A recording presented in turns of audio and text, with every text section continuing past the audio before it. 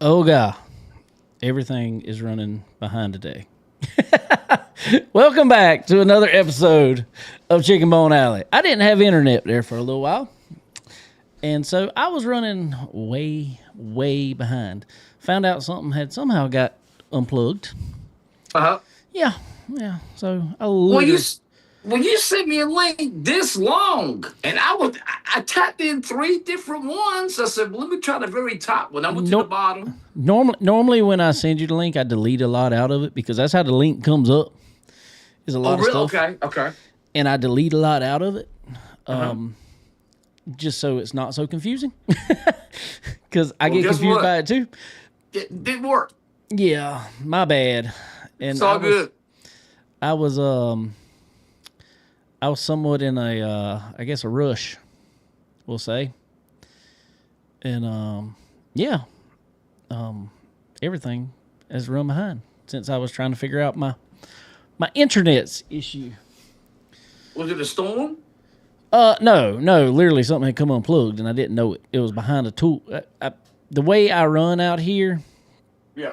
like I don't even have the screen up back here behind me because stuff was down. Hey. Give me a minute, I can get it up. But yeah, like it was there was stuff just everywhere. And but anyway, there's a plug. The way I run the internet out here. Let me tell y'all how this works. And y'all will probably tell me I got a whole lot of trust in Wi-Fi.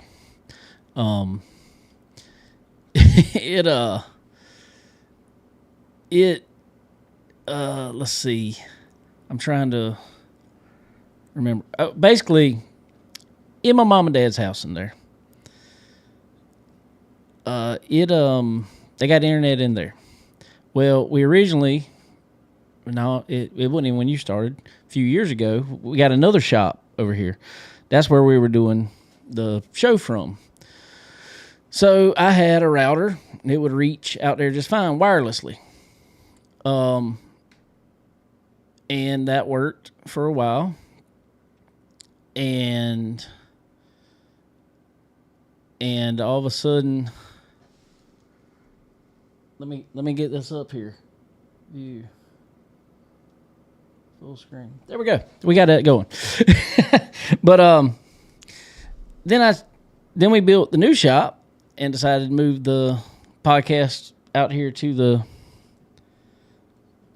this studio. And I was like, how the devil am I going to get the internet out there without having them come out here and run all kind of stuff?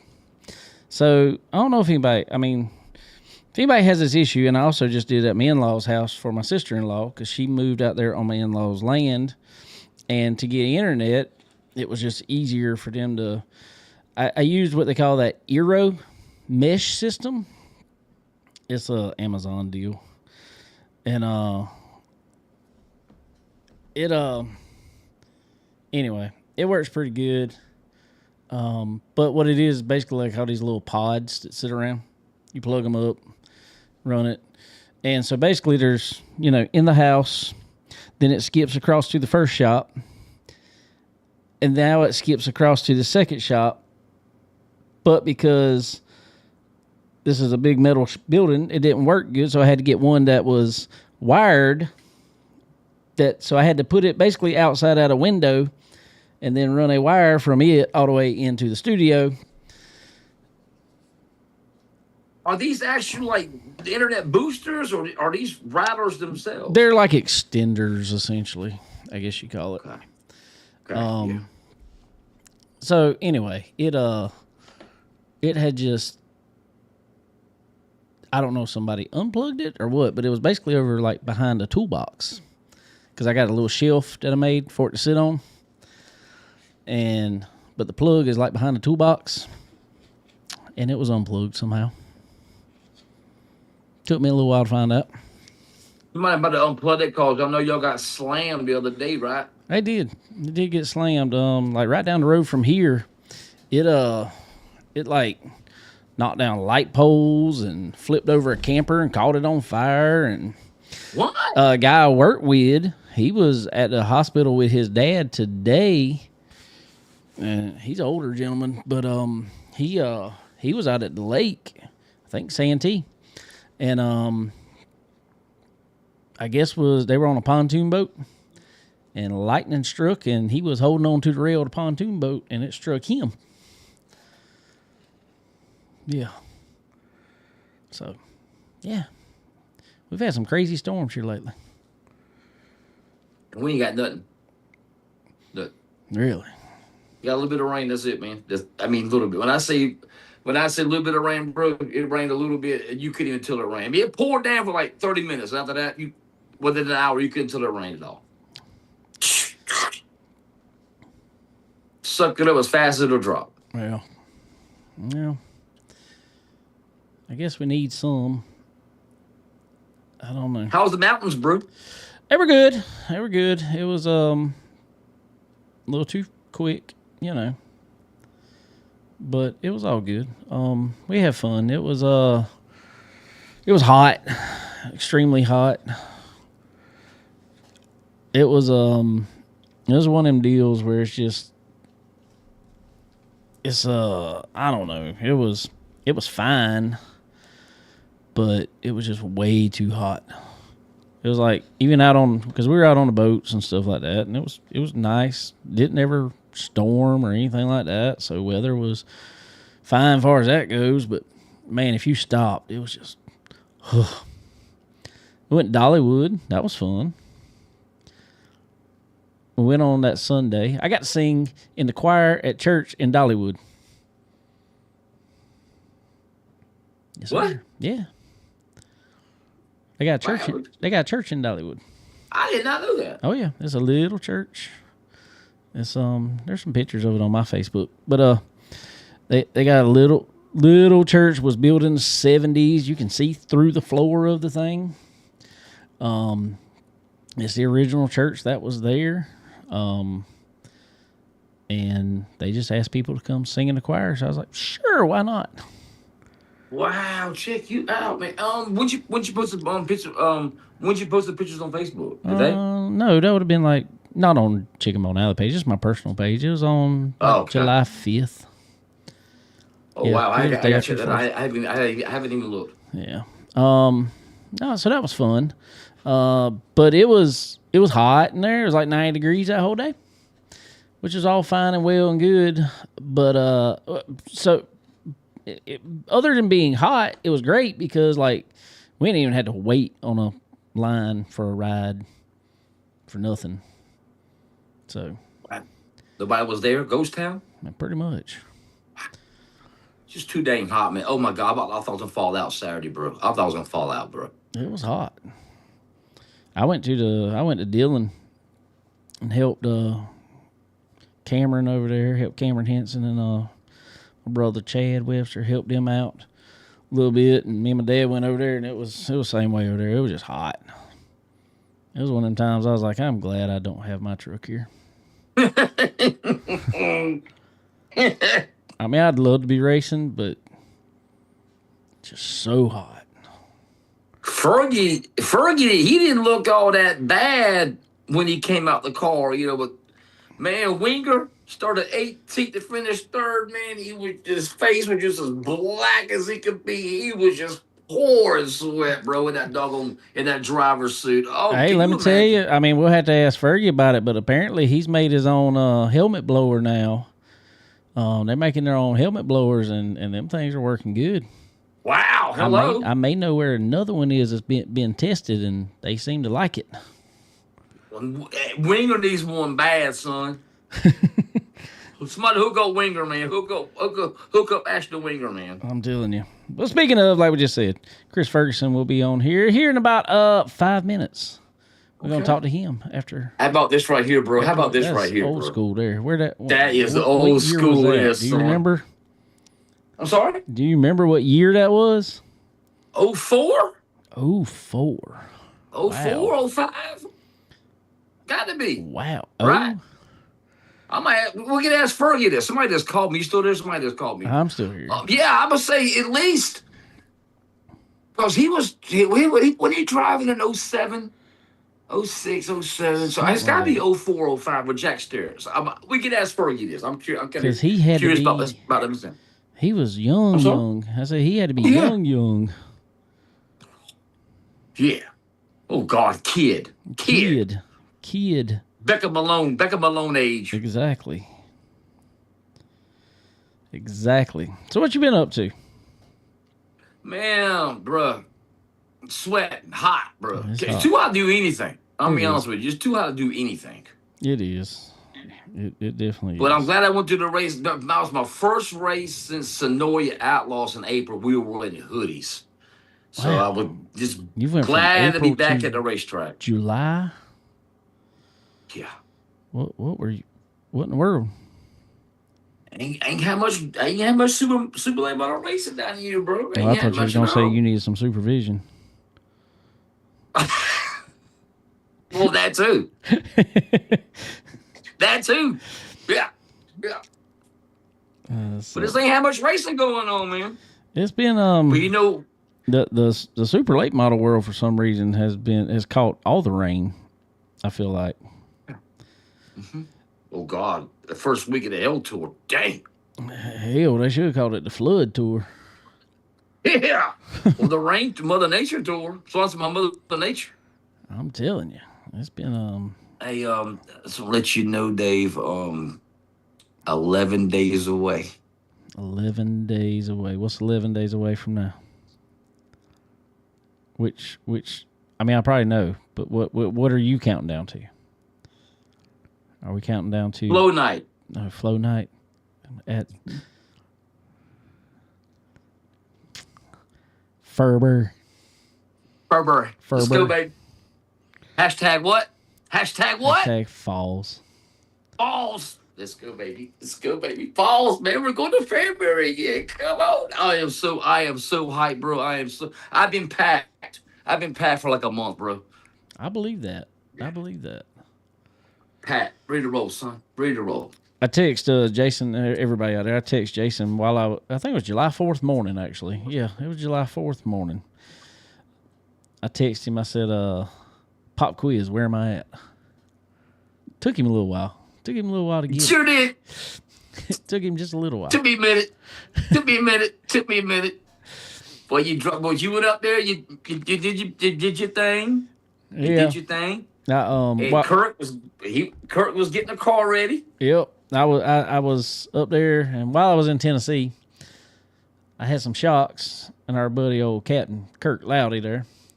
I had been talking to him about doing some shocks for me. And so while I was up there, I was like, hey, it's easier to just drive to his house than and then ship these things.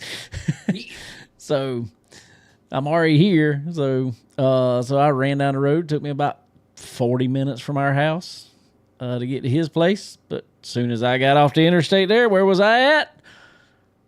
The Gap. The Gap, baby, come on! They're racing tonight, right now. I'm ready. I'm ready for it right now. I got it on right now. We got 2022 signed in. They ought to have a good track. They ought to have plenty of water in that track tonight. Yeah, yeah. They have had a pile of rain up there. So I just hope it don't rut up. As long as nobody don't rut up, nobody flips, I'll be good to go. I ain't guaranteeing that. Nobody tear up nothing. I hope they don't, but I mean, I ain't guaranteeing. Did Vic say he was getting in a car? I saw something on Facebook, and I thought he said it. So enticing, I even getting in one or something. I don't remember. I couldn't hear exactly what he said, so I don't know. I'll check the sign in real quick here, bud. I don't. There ain't no telling. Yeah, Vic Hill signed in, son. Thought he did. That's what I thought I heard. We got Mike Benedum, Stacy Bowles, Daniel Bowles. I don't know what kind of relation that is. Kenny Collins, Travis Fultz, Josh Henry, Benji Hicks. I was wondering why he wasn't up there at Cherokee Saturday. All right. Vic Hill, Joseph Joyner, Cade Loudy, Dale Mack, D-Mac. I knew it. There it is. I knew he'd be back. I told everybody Saturday he's gonna be back with Billy Hicks, and doggone it, he's back with Billy Hicks. Zach Mitchell, Matthew Nance. Wow, go Matt. Chance Oliver, Jake O'Neill. He put on a show Saturday night, son. Noah Phillips, Matthew Porter, my boy Garrett Smith, Josh Sneed, Alan Stick. That's a good dude. Alex Vance and Hey, this Landon is Chris Ferguson with Victory Sakalowski. Seat. Come Nice. on, baby. Nice. Trying to get this guy. You still there? You froze up on me. Oh no, he has froze up. He'll be back very shortly.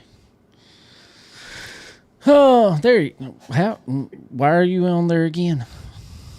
What in the world has just I happened? hit the when I got off my race pass, I hit the thing and hung it up, bro. My bad. But I got you on here twice somehow. Hold on, it may kick you off. I don't Do know. you? Yeah. Let's remove this one. You got it? Okay. Uh-oh. Uh-oh. Uh-oh. Uh-oh. Uh-oh. Something's happening. I'll sign off and get back on the other one. Nope, you're good. You're good. You good? Yep, you're good. Okay. All right. You were good. Let's go, baby. Let's go. You were perfect. Golden. We will be having Mr. Ferguson call in right here in just a minute. He's a busy man, you know. Oh yeah, absolutely. Absolutely he is. And, you know, doing all that good stuff that he does, and he got a nice new shop. We got to talk to him about his shop. That thing's nice. Yeah. Yes. Where's the invite? How about that? I know. Where was the housewarming party? You know, for the shop, something like that. Hello. I think I'd have made my way up for that one. You could have stopped by Blackwood kind of on the way, right? No, yeah, kind of. Yeah, I could hit 77 and going up. All right. Yeah, you could have swung by. Swing Thanks for up. the invite, Chris. Oh, fun. Well, he'll be calling back in just a few minutes here. But anyway. Hey, I got a question for you real quick there, Dave. What's that, sir? Somebody posted on Twitter the other day, retweeted one of my things and said, hey, because of you, I got a subscription to Flow Racing. I'm starting to get into the super late model deal. Who's a good driver to pull for? You know, and I told him straight up, I love, you know me, Dave, I love everybody. I said, I ain't got a dog in this fight. I said, but let's ask the Twitter world. I said, what say you?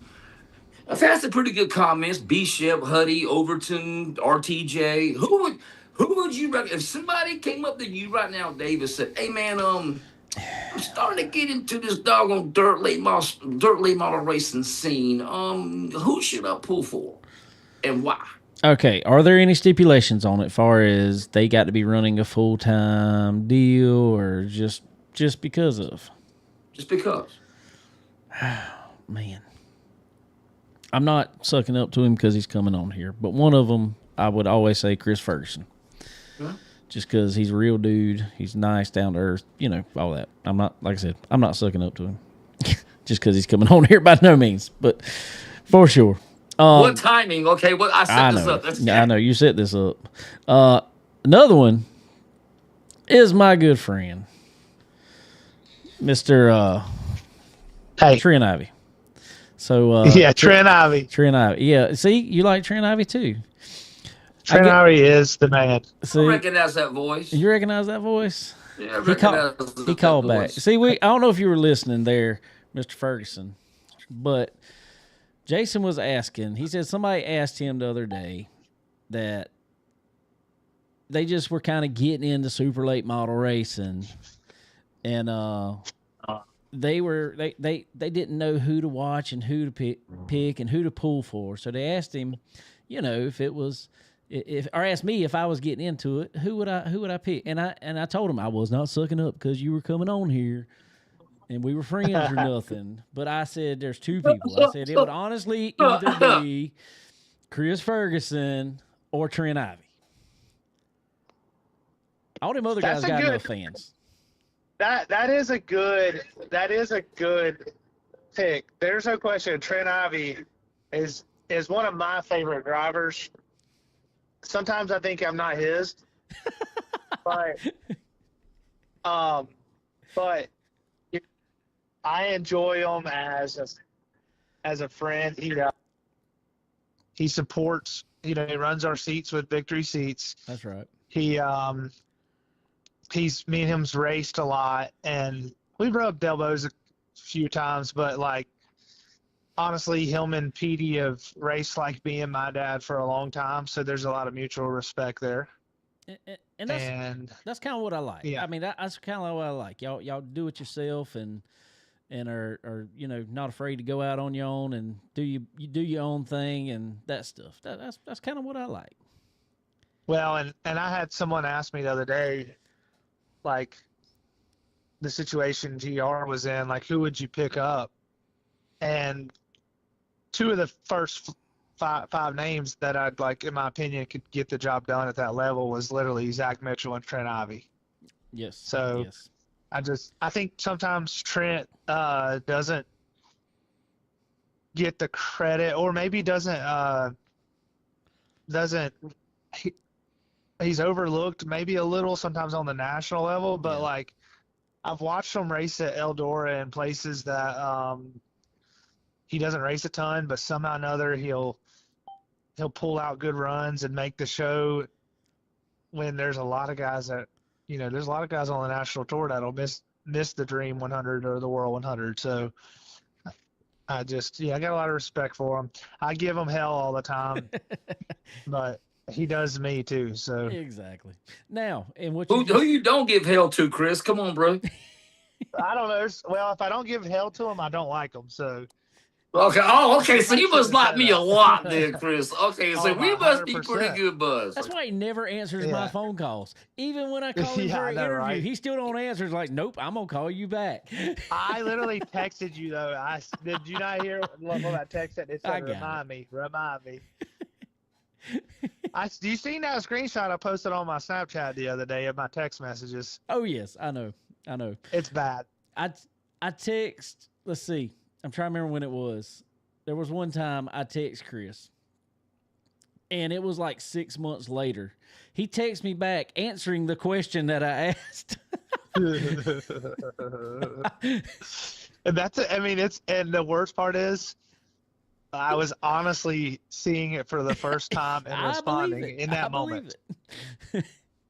And it's not like at some point I'm going to separate my phone from racing and my phone from business and my phone from my friends and family, but unfortunately it's all in one place. And dude, this phone right now that I'm on, it's running about 1,000 degrees while I'm talking to y'all. I believe it. Probably steadily dinging in your ear. Oh, and it's like, I think it's on overload because it was 700 texts today. Jesus. And not today, but 700 Yeah. compiled texts with emails, POs, congratulation texts, social media always popping off, and my crew guys are texting me and asking me where I'm at. So yeah, So where are you at? I'm on the way to race shop, Oh, okay. which is but it's 7:00. But honestly, if I leave Charlotte anytime around 5, I'm gonna sit in traffic for an hour and a half. So might as well just wait until 7. All right. So tell us real quick how many seats you got out there now? As people driving in. What number are you on? 400 and I think there's some that are completed in the 450 range. Wow. I think there's probably 400 to 500 in that area. They're either in production or finished. And yeah, there's probably 500. There's probably 650 on order, I guess. And just to let everybody know, and I'm not even exactly sure on time, but I'm just gonna put this out there.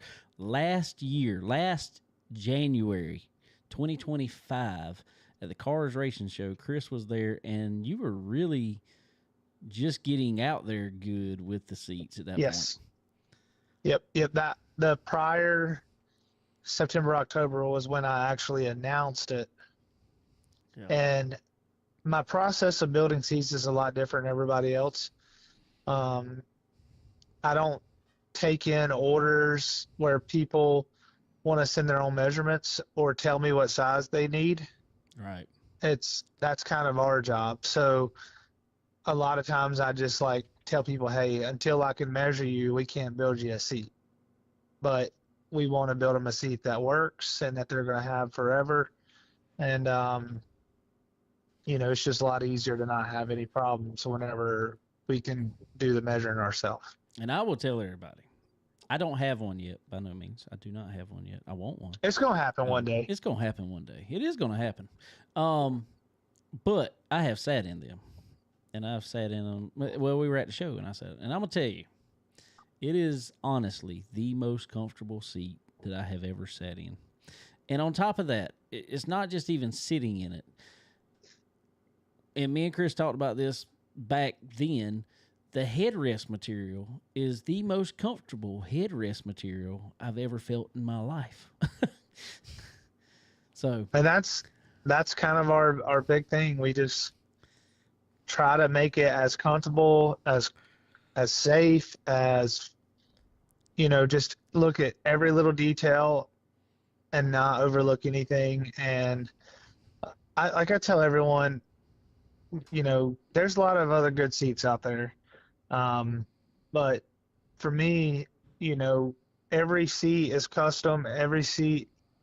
Everybody's different. So I like they're looking for, and we just kind of do all of it. We just whatever they're looking for, we try to make adjustments for them, and then just do our best to accommodate all their needs. For sure.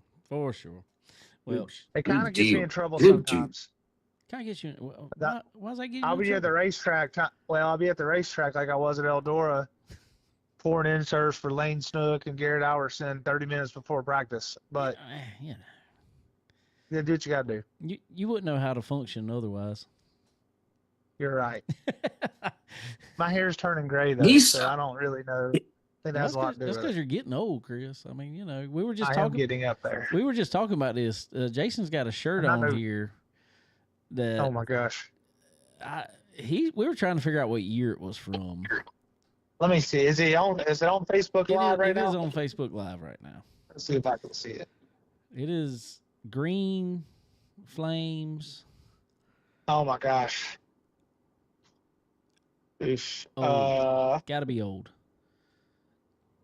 Green Flames. Here, I'm looking at it now. That is 2009. So that is actually probably my first shirt in super late models. 2009. Wow. Okay. Jason's gonna have a museum of T-shirts one day. Jason, does that thing have like low profile tires and rims on it? On that shirt? I think it's got hydraulics. It goes up and down. You can bounce. You can bounce it Airbags, down the yeah. street. Dude, does it really look like that though, for real? Yeah. Like it's got like, yep, that's definitely 2009. Where'd you go, Jason? Show us the back. Oh, he's taking it off. Yep. That's it. Wow. That was I won the Scholar Troll that year, and Oh, really? yeah, that was the first year I won it. Wow. And Wow, it wasn't look with at that you, car. bro. That car I brought out later that year, or that paint scheme. But I also was able to beat. I don't know if it was a Stick Elliott, but it was like a Southern All Stars East race. I was able to race Chris Madden for the win, Oh, wow. and was able to win it. So that was like how many years ago now? 21 years ago. 2009 is 17 years ago. 17. Jason's math's always 17. a little off. That's year my oldest son was born. 17 Oh, wow. years ago, I was racing Chris Madden for a Southern All Stars East race And win. And that's why you're getting gray hair, Chris. Yes. In my defense, I think I was like 18 years old then, but still. Wow. Is this your first year? Is this your first ride with Jack Sterrett? No, I didn't drive for Jack until 2010. 10. Okay, 10. Okay. Wow. Okay. Yeah, 2009. I think I impressed him, and this is a cool story about Jack. When I won the Scholars Roll that year, I passed Randall Chuck for the win, and Randall was driving for Jack in that bright orange Orange. 22 car that he kicked everybody's butt at Golden Isles with. Oh. And I was able to pass him for the win, and Jack actually bought me tires for the next race at Lancaster. Oh, wow. And I asked him, I said, "Hey, you want me to put Surratt Truck on the car?" And he was like, "Don't put that on there. There's too many with my name already on there. It's embarrassing." I was like, "All right, I won't put it on there." And then he talked to me at the end of that year about driving for him, and then it was a lot different arrangement than everybody else. He supported my race team. He gave me cars, 2 cars and maybe 2 motors, Wow. and said, "Y'all keep it up, and I'll send POs for the motor or for whatever." And we were able to keep the car up instead of racing out of Augusta. So it was pretty cool. That's a nice. Wow. What year was that, Chris? 2010. 10. Wow. How about that? Come on. Let's go, baby. Well, speaking of impressing people and winning races and stuff, I guess you finally picked up that Grassy Smith. Finally. Yes. Yep. You feel like that was one Yep. lifted off your back there? Yeah, I just hoping if I can just get now, the only thing really left is the blue gray. Don't get me started on that. But the Grassy, there was a couple of heartbreaks in it, and even last year, like I rode too much and I let Joyner get around me and turned the wick up, but it was 2 laps too late, Yep. So it's good to get one. 10 years ago, there was a Lucas race, and JD was in the 6 car ripping, and he passed me with 5 to go with the device. I held him off for 45 laps, but he still got it. You know what I mean? He got it. He won the race. I think a bunch of people had that same story, getting passed by the device. Yeah, it was a tough one, but honestly, that year I still won like maybe 12 or 14 races, and that was the year I won back-to-back outlaw races and a bunch of road track records at Eldora and a lot of other places, and Yep. had a lot of success that year, but didn't get it done at the Grassy Smith. Wow. Man, that is and I got to say, obviously last year you took a good bit of the season mostly off, building the seat company, Victory Seats, and getting things situated, building a new shop, got married, all that fun stuff here in the last, couple years, and it seems like all of a sudden now this year, kind of a rebuilding year for you. Would you say? Yes, I would. Even like really the last half of last year, like from June on, Right. we really kind of started racing more, and but in 2024 we got in the big wreck with Scott Yeah. at Elkins. We also blew up a motor, and that's like 2 things that'll completely set you back. Big time. And we couldn't get a Bloomquist car. I had a Longhorn that I messed around with, and I won a couple races, but we could never get it done. But yeah, like last year, we getting the shop done, getting the business going, and everything else. It's all worked out because I think we're in a better position as far as the room we have to work, the um the business is going good, you know, getting married and other things in life that um I was missing, I found, um, like a companion That's right. and was able to I think like I'm happier than I've ever been in my life. Like it's Amen, brother. Come on, let's go. Come on. and that's like the Come cool on. part. There is some things that are different.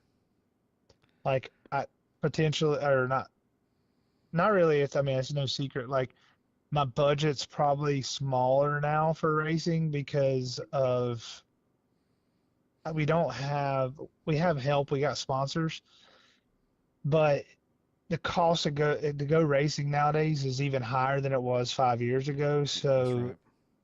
I just don't have a massive, millionaire sponsor, car owner. I got a lot of help from friends and family and sponsors, but that part of it's a little bit tougher, and that's why you kind of see me. I'm very selective about where I go race.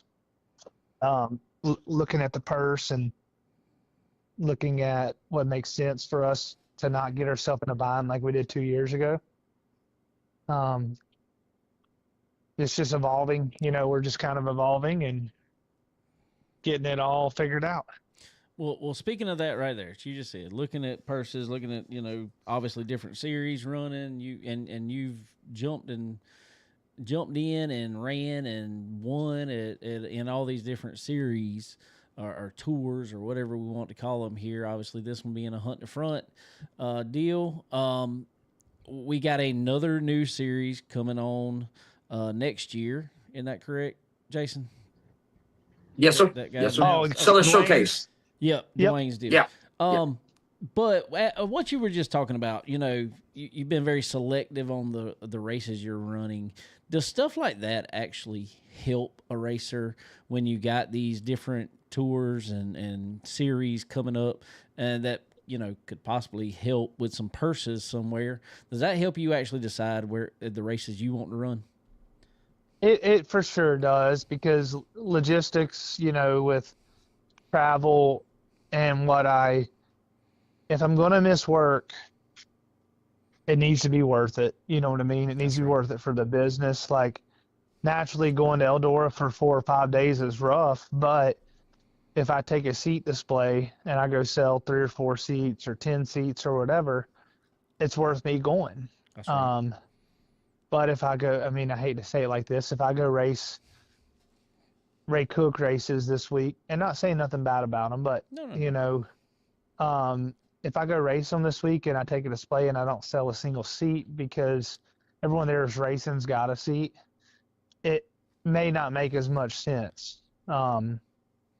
But like to the next person per se, like if you look at the purse and the track's an hour away from you and it's a good purse, it's worth going to. That's why this weekend I didn't go back to Wheatland.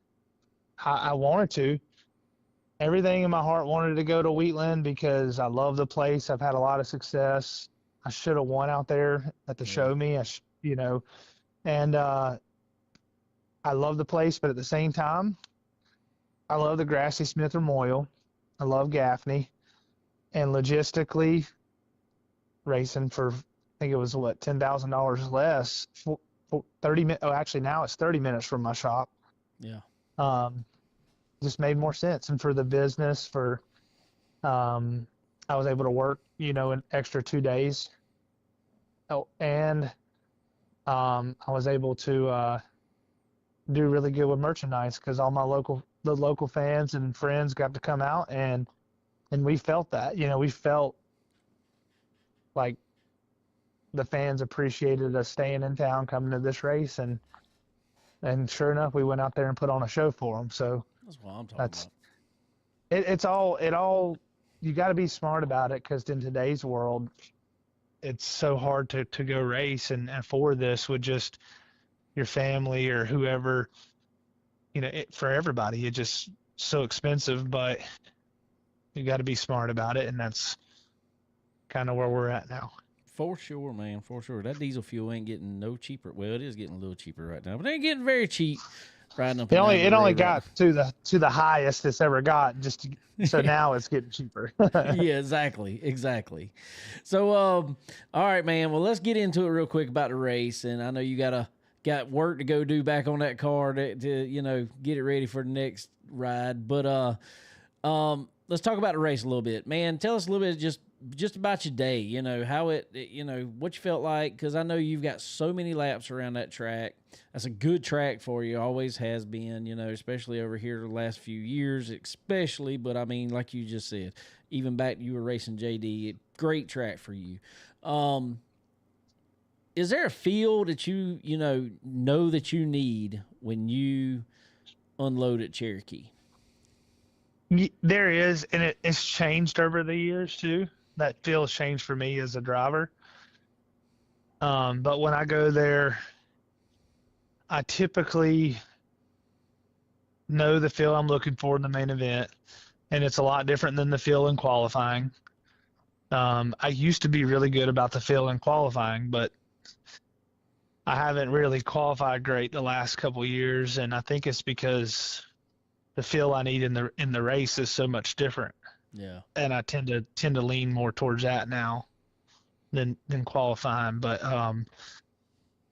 when I go there, I feel so familiar with everything. And in the race or in practice, we were pretty bad, but the track was also slimy. And usually this is like my opinion on Gaffney. Don't matter who's prepping it, who's getting the track ready. When the track is slimy in practice, and you can't really good laps, that's when it's going to race the best. It's always been that way. Yeah, exactly. And Yep. And that's what I feel like. My car was maybe too good to qualify good, because the track's going to get slicker the more the race is. You're going to need grip. But whenever the track's really fast, you don't need any of that grip. That's right. So I think I have the grip kind of naturally now. So when I go out there and practice and qualifying, I'm not as freed up as everybody else. And I struggle sometimes carrying the speed that I used to. But as long as I can qualify decent and heat race good and start in the front couple rows, which at the Blue Gray last year, both nights I passed. Man, I didn't. The Blue Gray started last and got all the way to third, and then I broke. Yep. The fuel all came off, and then I still came back to sixth. Wow. But then in the other night, I came from like 15th to third, and Third. I feel like we got really good race speed There you go. there. Oh, good. That Stinger's dialed in, Chris. I'm gonna tell you right now, brother. Yeah, it's been a really good car for us, and we're about we're a year on it now.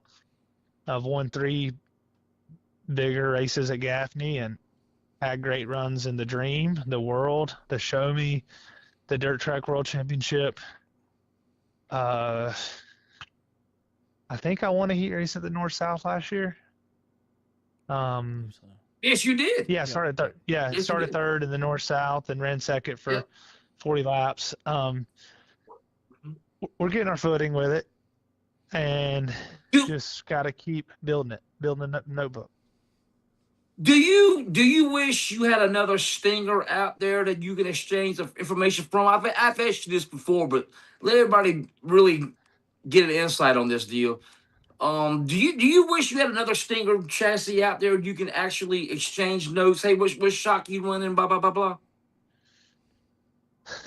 That's a weird question, because sometimes I feel like I do, and then sometimes it's nice just doing your own thing. If you catch me sucking, then yes. Okay. When I was in the Zero cars, Yeah.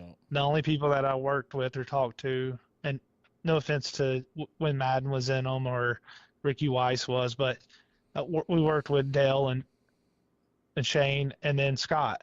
Yep. So, the good thing is that was at big races that we would race with them pretty much.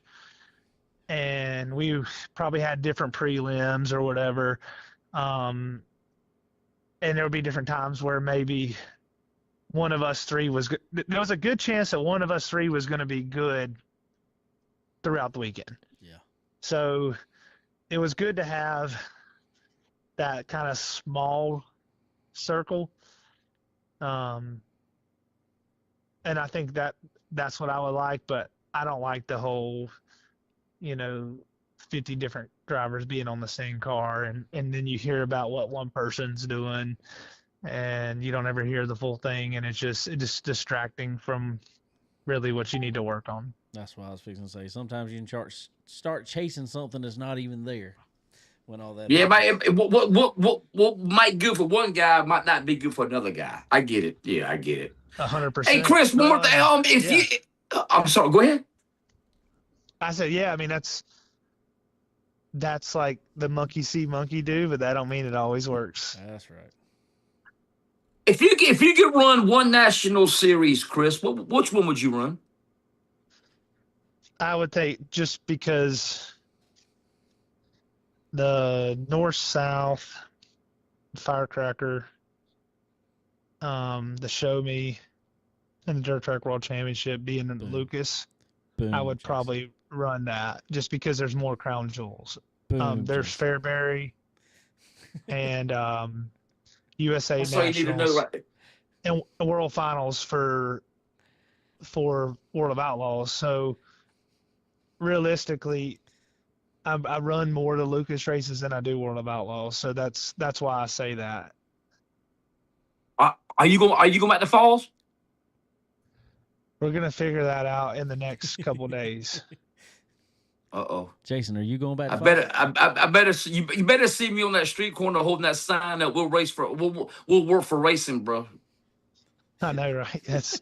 I'm really hoping that we do, but it's just hard to miss work for everybody. Yeah.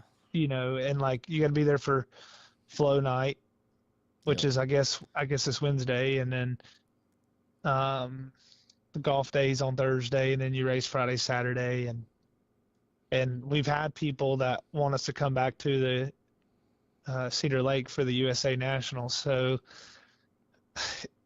I have a feeling I'm going to run one of the two, maybe both, but there's a lot of moving parts. I got to figure out who can come with me, who can get off work, and even if I can get off work or whatever, There you go. Oh, Jason said. My bad. Jason said you can put him in. Put him in. He'll work. I'll scrub a tire. Come on, Chris. Let's go, baby. Let's scrub it for GoP. Yeah, exactly. Somebody got to do something, Yep. Oh, well, man. Good deal, brother. Well, congratulations again on a great run, great win. Man, we always love seeing you out there. You know that. Love it when you do good. And I also seen where Jason said there'll be a national at Cherokee. Man, I hope that happens. It will. It's a done deal, bro.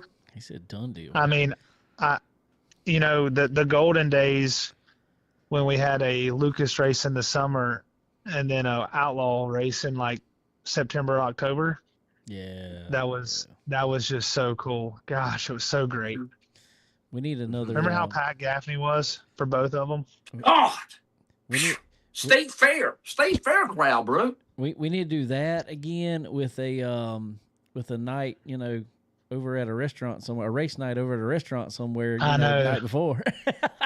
Again. Well, I mean, I think that's awesome. You know what I mean? I think that's what people got to do sometimes, to think outside the box to get more people involved in it. Because I just remember like how excited fans were about that, and then they were excited about the race the next day. Dude, I don't I don't think nobody realized how big that night would actually be. Yeah, yeah. They did a great job organizing it. They and did. They did. I just think stuff like that is super important for the fans to kind of see us away from the racetrack too. For sure, and we need more of it anymore. I know not every driver can make it to everyone, but track promoters, venue owners of any sort, please listen. Race fans love this, and they will show up for it. And drivers, teams, everybody else, they love it as well. And like I said, I know not everybody can show up for everyone, but man, it's something I think we really need anymore to not only get the fans there, but get new eyes on the sport as well to keep it growing, or turn it back into a growing thing for sure. Amen, Dave. For sure. So, but anyway, Chris, man, I greatly appreciate you, brother. Who all you got to thank on that ride for putting you up front? Oh, just first off, my wife, she was up there running the souvenir trailer, busting her butt. We had a line the whole night. I think Jason probably saw that. It was pretty crazy. So that was awesome. She worked her butt off, and then, just super grateful for all the fans that came out and the ones that come to the T-shirt trailer, and the ones we had a bunch of them to ship out today. Nice. Yeah, and also we'll put this in the comments.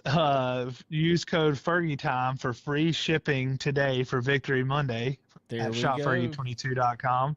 Got to thank all my crew, my dad, Tadpole, Corey Tanner, JB, everybody that was there. David was there, Pope, Chase is here helping wash right now. Jamie, Dr. Tim, all my sponsors, there's all of them. They know who they are, and I appreciate all of them.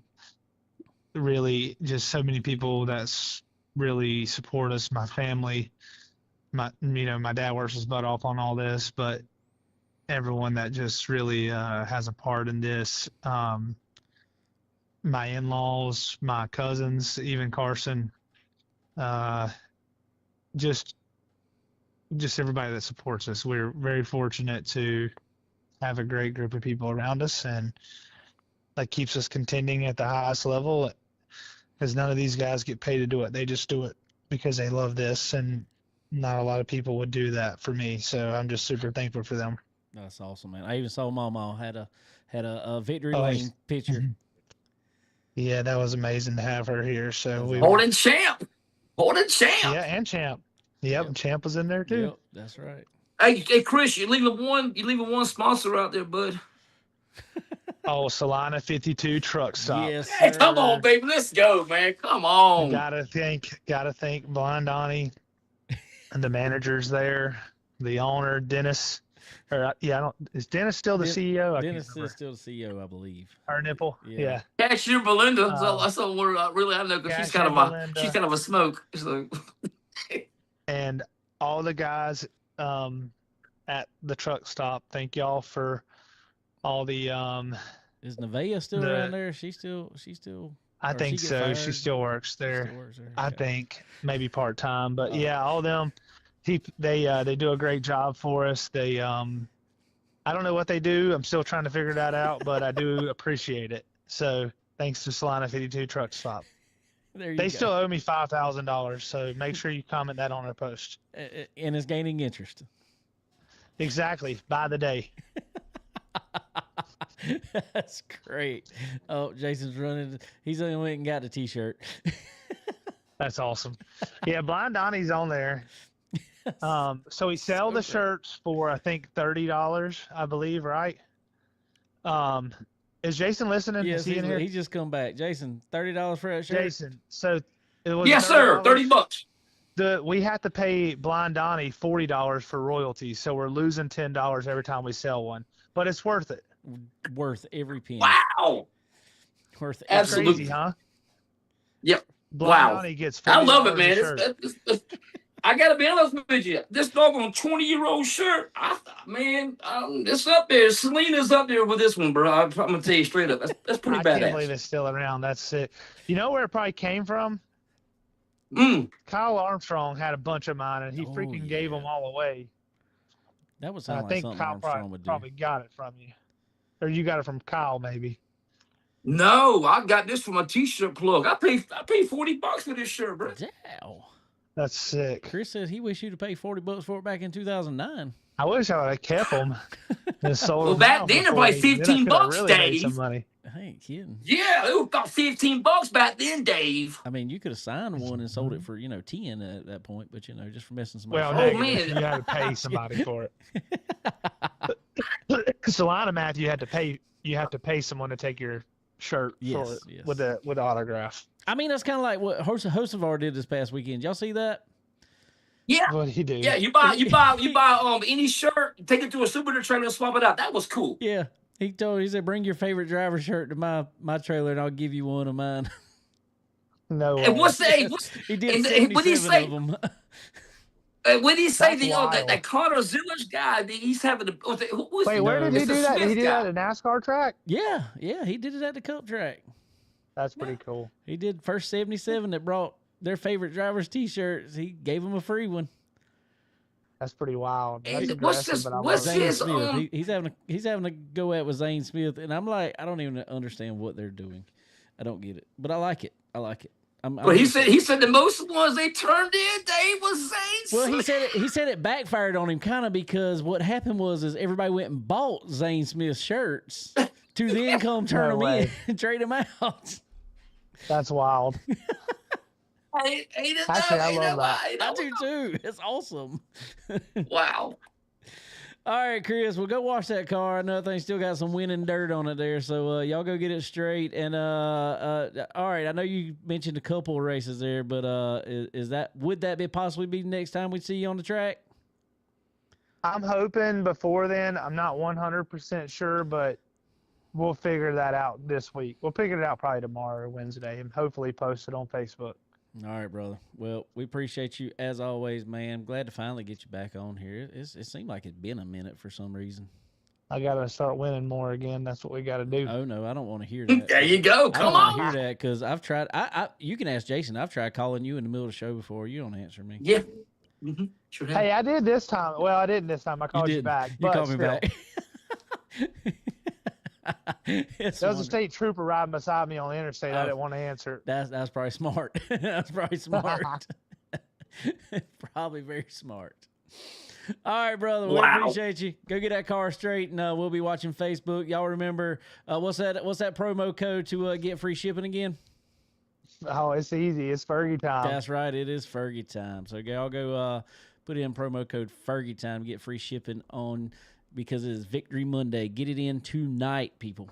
All right, buddy. Hey, let's call it Sweet Victory Monday. Sweet Victory Monday. I like that. Sweet Victory Monday. It's like we should Come tie on. that in somehow.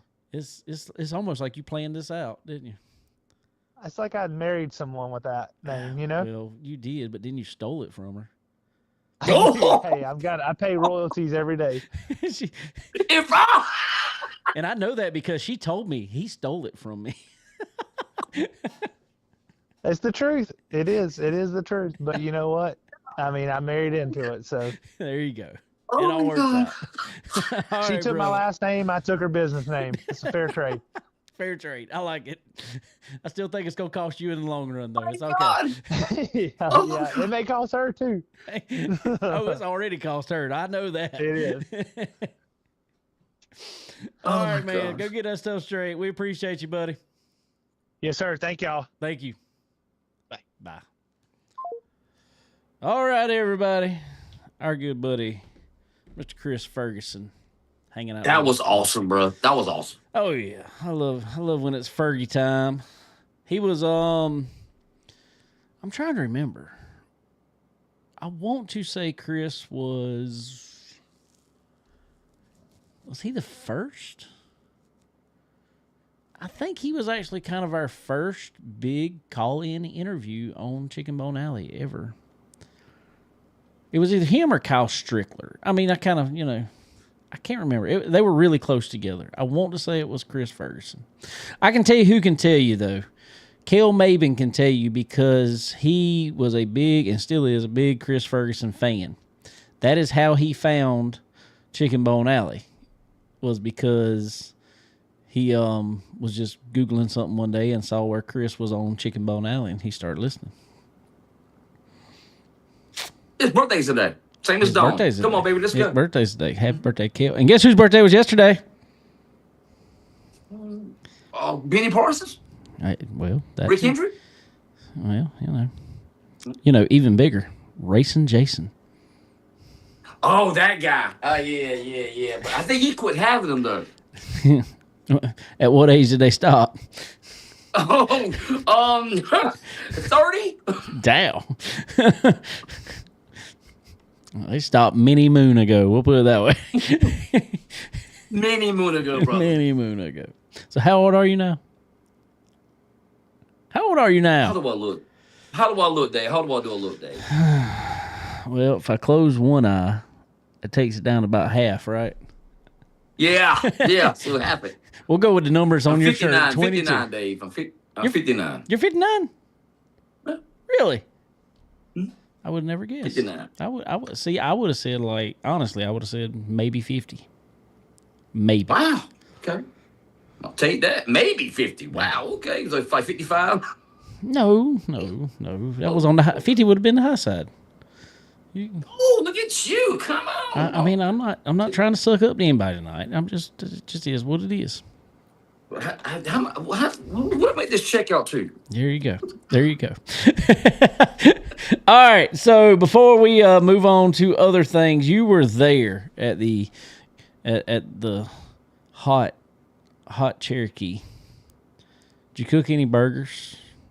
No. Too hot for that? Too dang hot, bro. No. You don't want to be around no fire, right?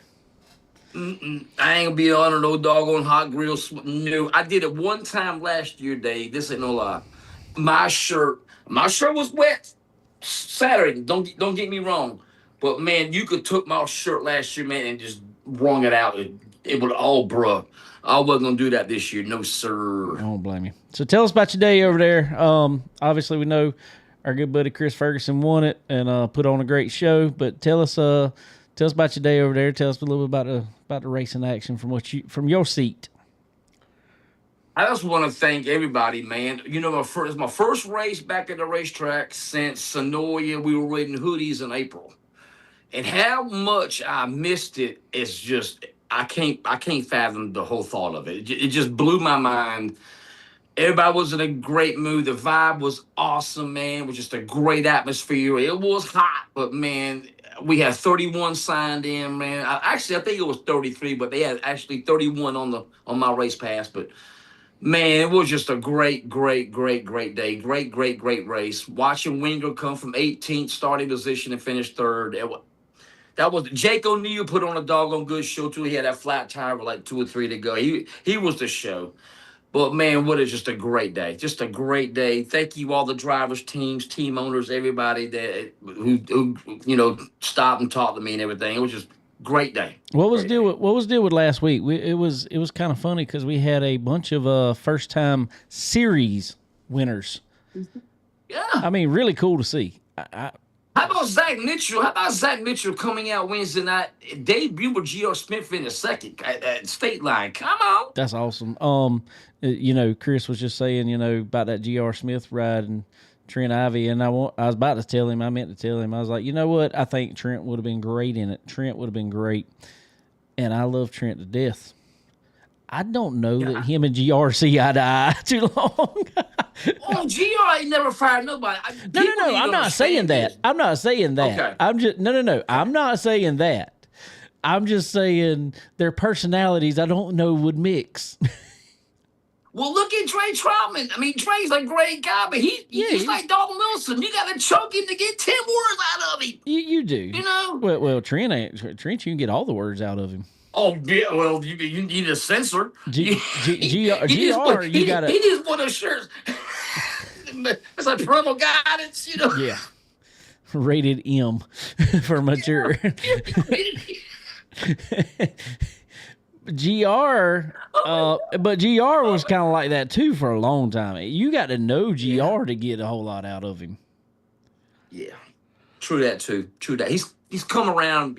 Now he's not behind the wheel with all the pressure and everything. He's just a car runner writing the checks and watch the car go out there win and stuff. What a life, right? That's right. But I give you some tidbit news though. What's our news? I give you some inside information if you want it. What we got? When it was announced that Drake was leaving, it was still a 22 car. He asked Chris Ferguson to go if you want to go to Minnesota and drive the car at Ogilvy, whatever that was, Ada, whatever that was. Yep. He asked Chris, hey man, look, you got to just go up there, and the car is already 22. Just sign under my name, and have at it. And Chris, if he had a day or two heads up, he would have gone up there and done it. But it was last minute kind of a deal. So Chris really look at him at 7:00 at night in the race shop. So that didn't pan out. But that's how Jake Tim was already living up there in Minnesota. So that's right. Why he took up. That's right. I get it. All right. We're talking about it already. Before we get back into all this other stuff, we haven't been on here since the whole deal happened with GR and Drake Troutman. I don't think we've been on here since then. And I know you're close, fairly close with GR and stuff like that. I don't think a lot of people really understand. They have thoughts of what happened, and I don't think a lot of people really understand what happened. And I'm gonna say it now, and this is looking hindsight, 2020. Now I know when it was all happening, it was probably hard to see from either side or what was going on. Now looking at it, I think what happened was probably the best for all parties. Looking right now. You don't think so?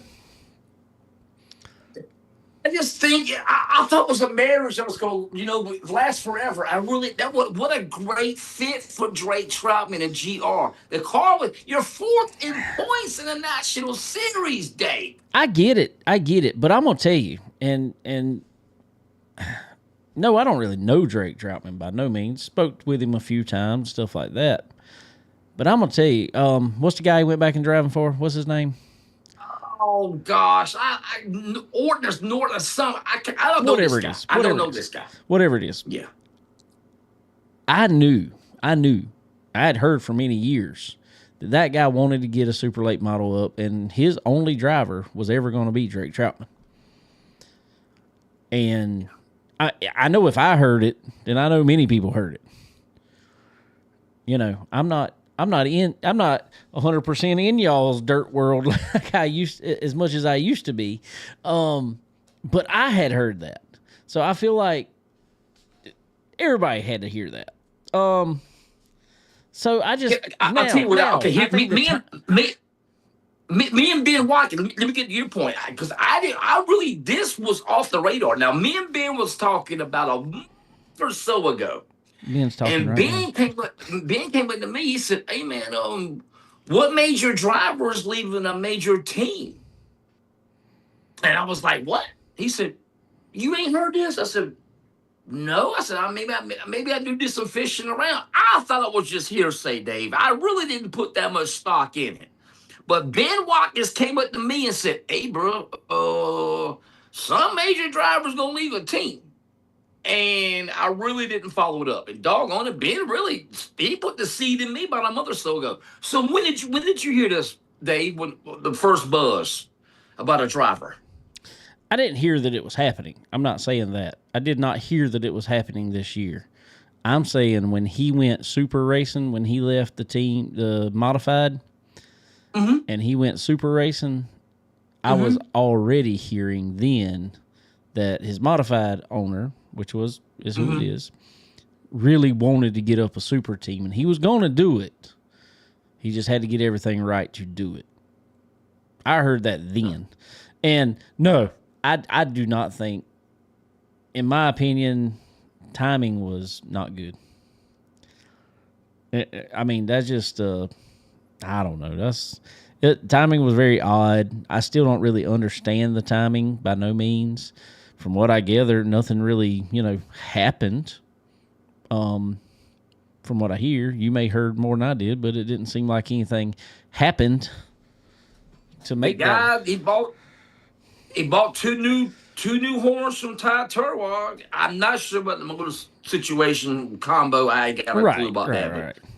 he went and bought two cars from Ty Turwag. So when is he come out? I mean, bro, he's only raced what twice since this happened. I Yeah. don't get it, bro. I don't get it. I don't get it. I don't get it either, and that's what I'm saying. I'm saying anything with GR, and from what I gather, nothing bad just happened with them. Yeah.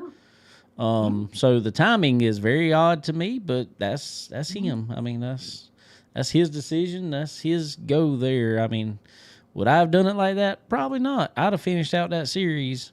I might have let him know. Went ahead and let him know, hey man, this is what I got going for next year. Just to be nice about it, to be cordial about it. That's I don't know. That's always what I feel like. I don't like the sudden stuff like that, especially when nothing happens.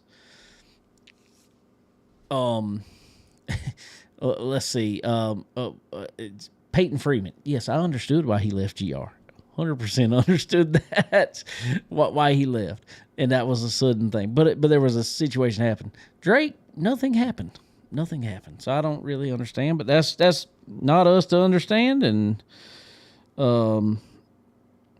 is what it is. Can I go with that for a second, Dave? Sure, go ahead. Can I go? Thank you, bro. Drake inboxed me after all this happened, and he kind of felt like I was throwing him under the bus. And I explained it to him. No, I'm not throwing you under the bus. I'm just. GR's coming at this with bullets, and I'm the one that's because he don't get on social media. Drake, I said I'm the one taking bullets for him. Look, man, I get it. You got an opportunity. You've been loyal to this guy. I understand that. That's your thing. I wish you nothing but the best. And I mean that from the bottom of my heart. You wish me happy birthday yesterday on inbox. Thank you, Drake Troutman. I ain't got nothing against Drake Troutman.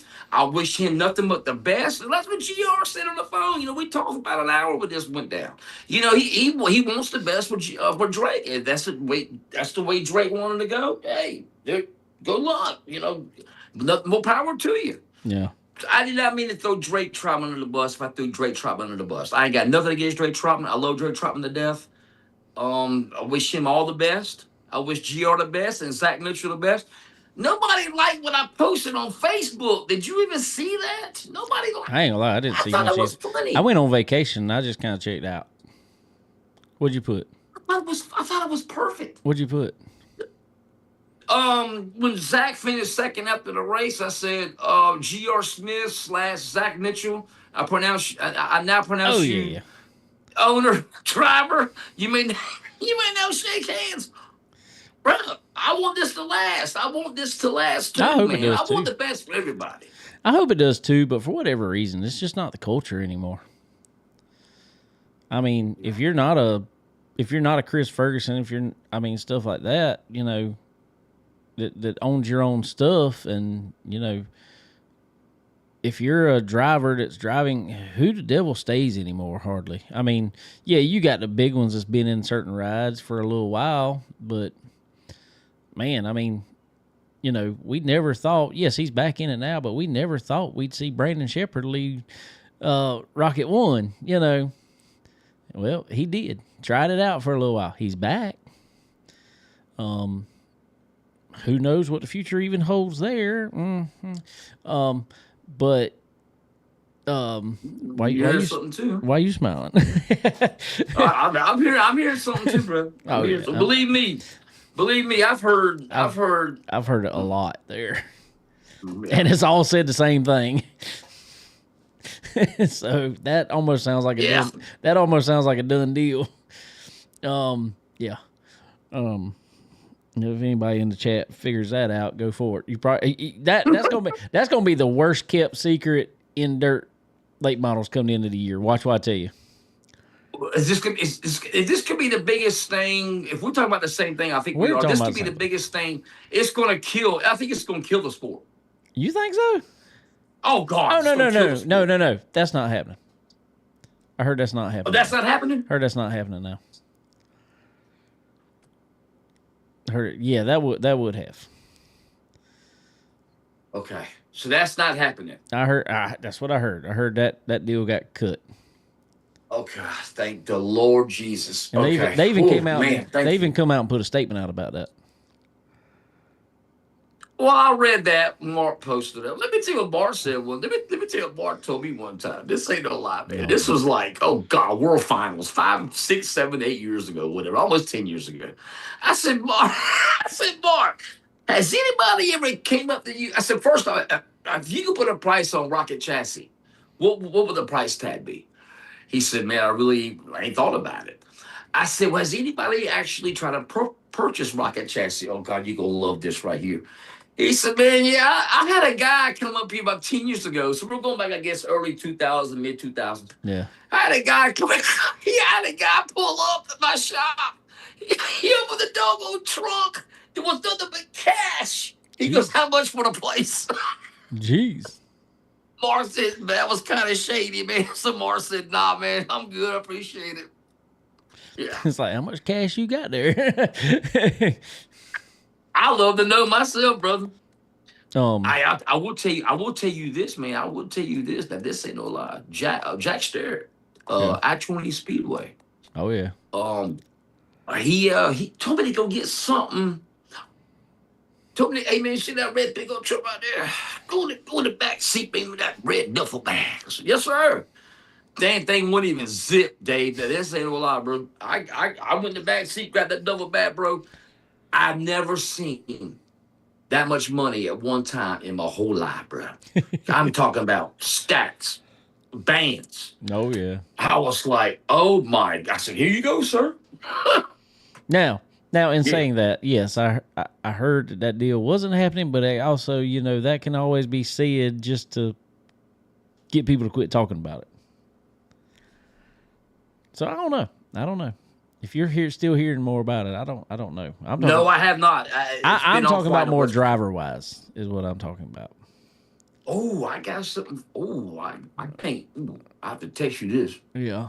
And I will tell you. I will tell you this. I will tell you this. A driver has bought a rival chassis, and I don't know what he's doing with it right now. He bought this doggone rival chassis about 3-4 months ago. Oh wow. Mm-hmm. Just hanging on to it. Mm-hmm. So anyway, remind me to I got something that I told Trent Ivy them Saturday. I'm gonna show you. I need to text you what I told them. I got you. Yeah. I got you. So yeah, we had a bunch of drivers, winning races in series. Mm-hmm. That Dylan McCallum, baby. Dylan McCallum. Sweeps Lucas Oil. How about that? Sweeps it. Was that on your radar? No, not at all. I mean, I think it's awesome. I think it's absolutely awesome because man, I'm gonna tell you, it's great to see some new names getting up there and winning these big series. I remember just because we had him on here earlier. I would say I remember being at Fayetteville the first night that Chris Ferguson won a Lucas Oil race. I was there. I was there too. I was there too. His mama and them. I was sitting right in front of his mama and them. They were literally on a little table that they had pulled out the trailer, and they had about 5 T-shirts just in stacks folded up on it out of little bins. That's how they were selling T-shirts at the top of the stands. Unbelievable. Unbelievable. They had to, yeah, I remember that. I think wasn't it Friday night or was it Thursday night? Friday night. Friday night. Yep. Friday night. Yep. I had got off work and hauled tail and went that way. That was a long time ago. Come a long ways, brother. A long way. Come a long ways, my brother. But what we're getting at, like I said, it's cool to see these drivers getting wins on these series, especially when we'll say it this year. If you on the track with Bobby Pierce and you can get a win out there, it's amazing. Dalton Wilson, baby. Dalton Wilson, that's what I'm saying. Dalton Wilson.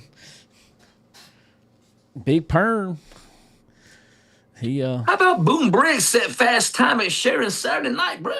He just, he got to where he had to take a little break for a little while before he can come back and be fast again, didn't he? That's what it was. He got to take a little break here once in a while now. A part-timer. I'm telling you. That's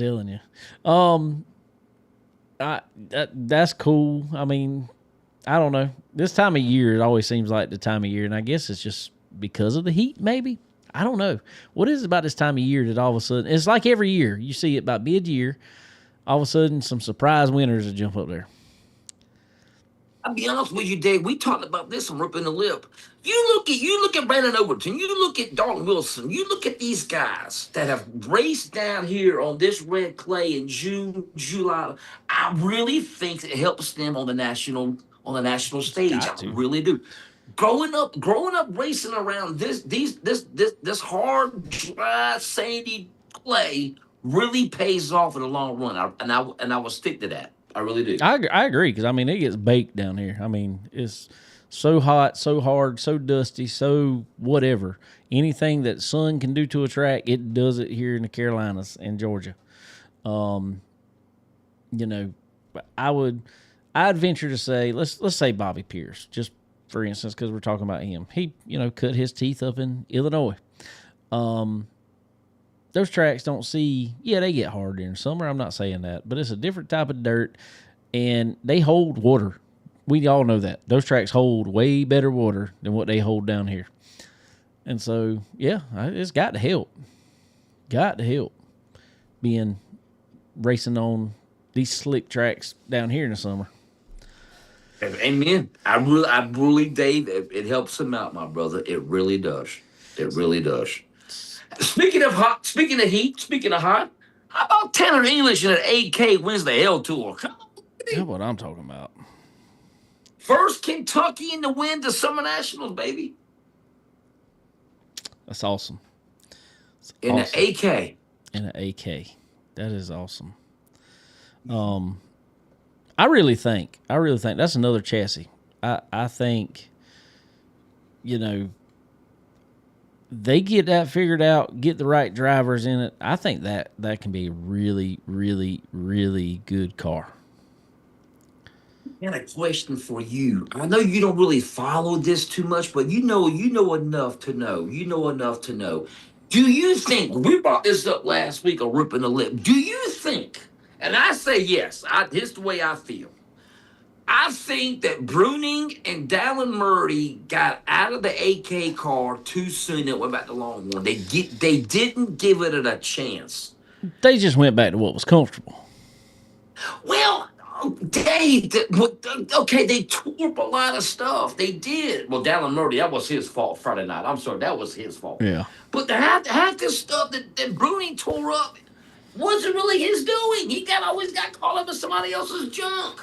Look, and I'm not, all right, maybe, and I ain't coming at nobody, and I don't know Bruning that well. I mean, I've spoke with him a time or two. I don't know him that well. I know you know him probably way better than I do. Well, probably a little bit, not much. Yeah, he's not the socialite at the track like a lot of people are, don't seem like. I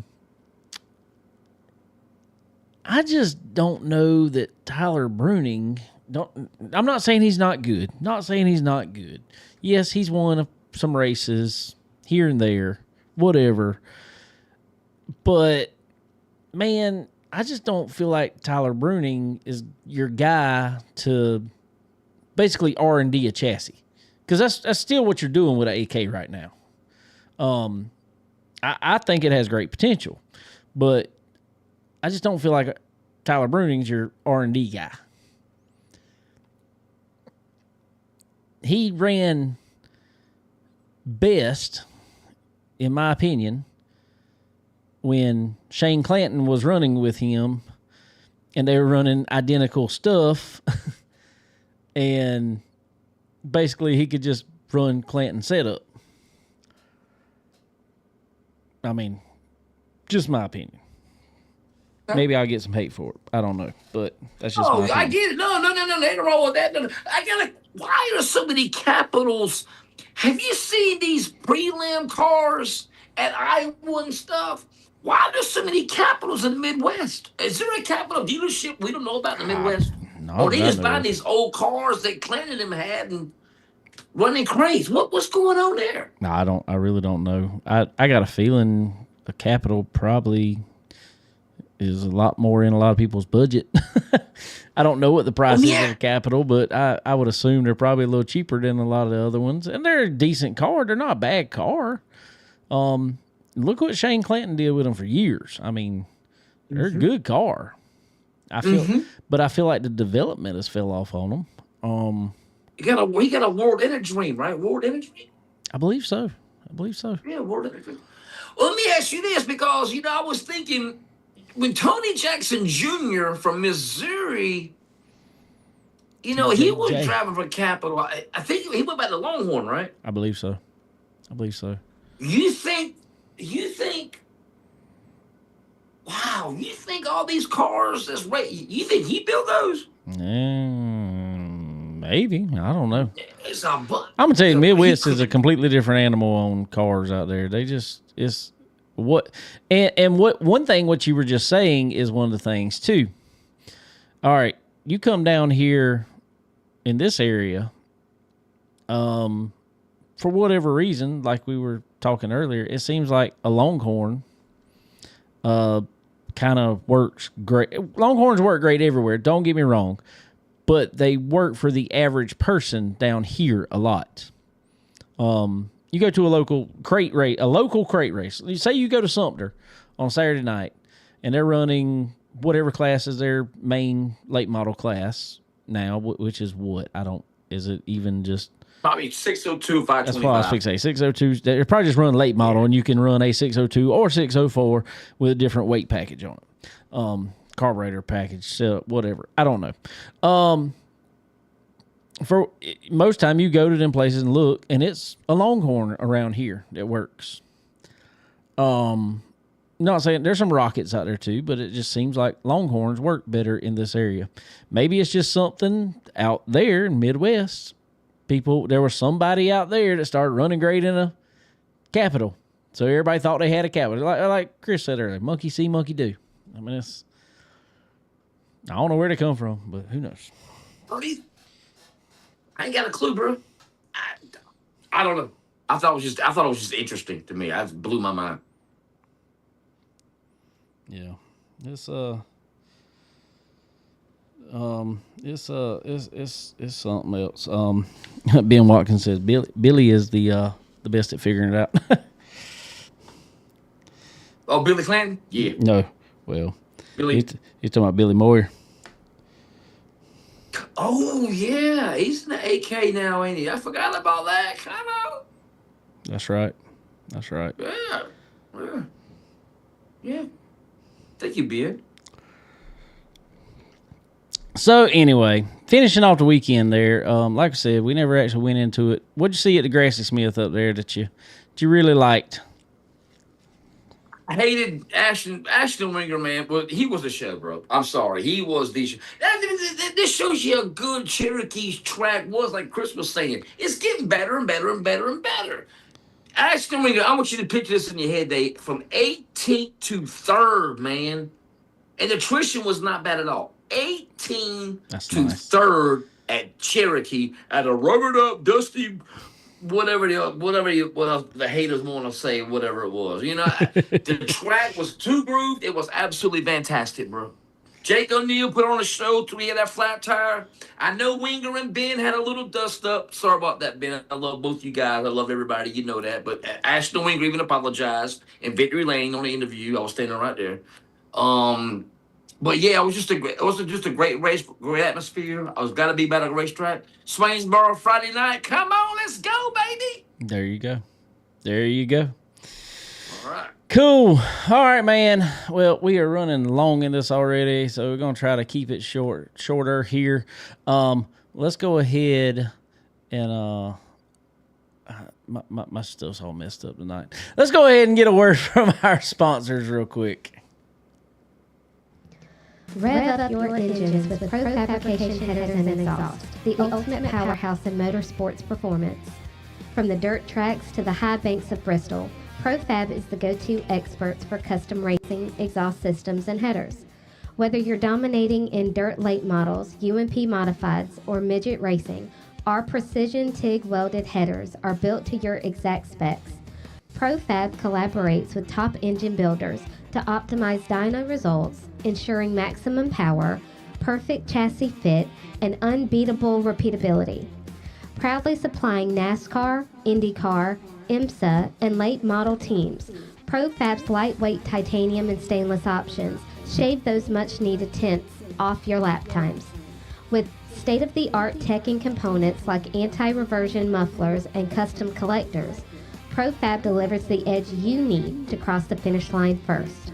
Choose ProFabrication headers and exhaust. Quality that wins. Visit profabrication.com.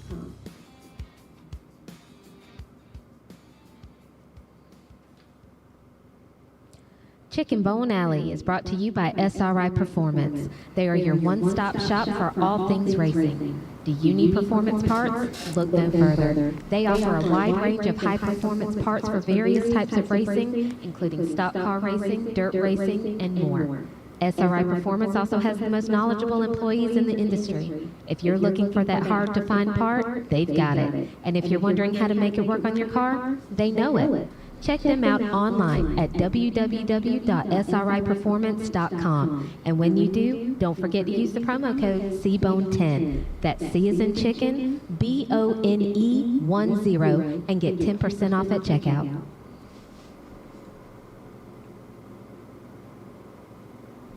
Stock Car Steel and Aluminum is a full-line steel service center stocking thousands of sizes, shapes, grades, and types of metals and plastic. If you need it, they have it. And if not, they work fast to find what you need and get it to you. Stock Car Steel and Aluminum also has the ability to cut orders to your specifications as requested. Their dedicated team not only brings many years of experience to the table, but they are always ready and willing to lend a hand with anything you may need. Stock Car Steel and Aluminum. Your material needs are covered here. Tired of leaving performance on the table? Ready to dominate the track? For decades, Earl Ramey Racing Engines has been the secret weapon of champions. We don't just build engines. We craft precision, engineered powerhouses designed for one thing: victory. From meticulous machining to expert assembly, every Earl Ramey engine is built with uncompromising quality and a passion for speed. We understand the demands of racing, and we deliver the reliability and raw power you need to cross the finish line first. Whether you're tearing up the asphalt or conquering the dirt, Earl Ramey Racing Engines provides the competitive edge you've been searching for. Don't just race, conquer. Contact Earl Ramey Racing Engines today and let us build your winning machine.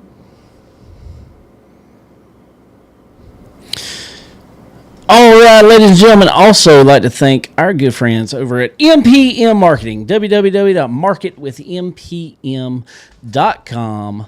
Check out Tanya over there. She gets you on the right track to becoming a star for sure. She got all the marketing skills that you will ever need, I promise you. So go check her out. Tell her we sent you. www.marketwithmpm.com. Also, Dixie Made right here in Florence, South Carolina. Coming in town. Boy, let me tell you something that's coming up soon. Already, there's two things within the next, it's a month and a half now, pretty much, that are going to be in this area already. Only a month and a half away. Darlington. the Southern 500, and also Z-Max Cars Tour at Florence Motor Speedway on that Friday night. So, What's the date on that? whatever. I'm not sure what Labor Day is this year. Yeah. So whatever Oh, it is. it's Labor Day weekend. Yeah, Labor Day weekend. It's that Friday night. Yeah. Is Man, I'm Florence. Come on. Go to car race. Come on. I know a guy over there. You know a guy? I know a guy over there. Okay. All right. I know a guy that knows a guy. How about that? Do you? Do you? Yeah, Do you? I So, know a guy that knows a guy. regardless, when you come in town, head over to Dixie Made right here in Florence, South Carolina. We got back to school shopping going already. 2 weeks, school starts back over here. Jeez. Tax free coming up too, Dave. Tax-free weekends coming up. But let me tell you something about Dixie Made.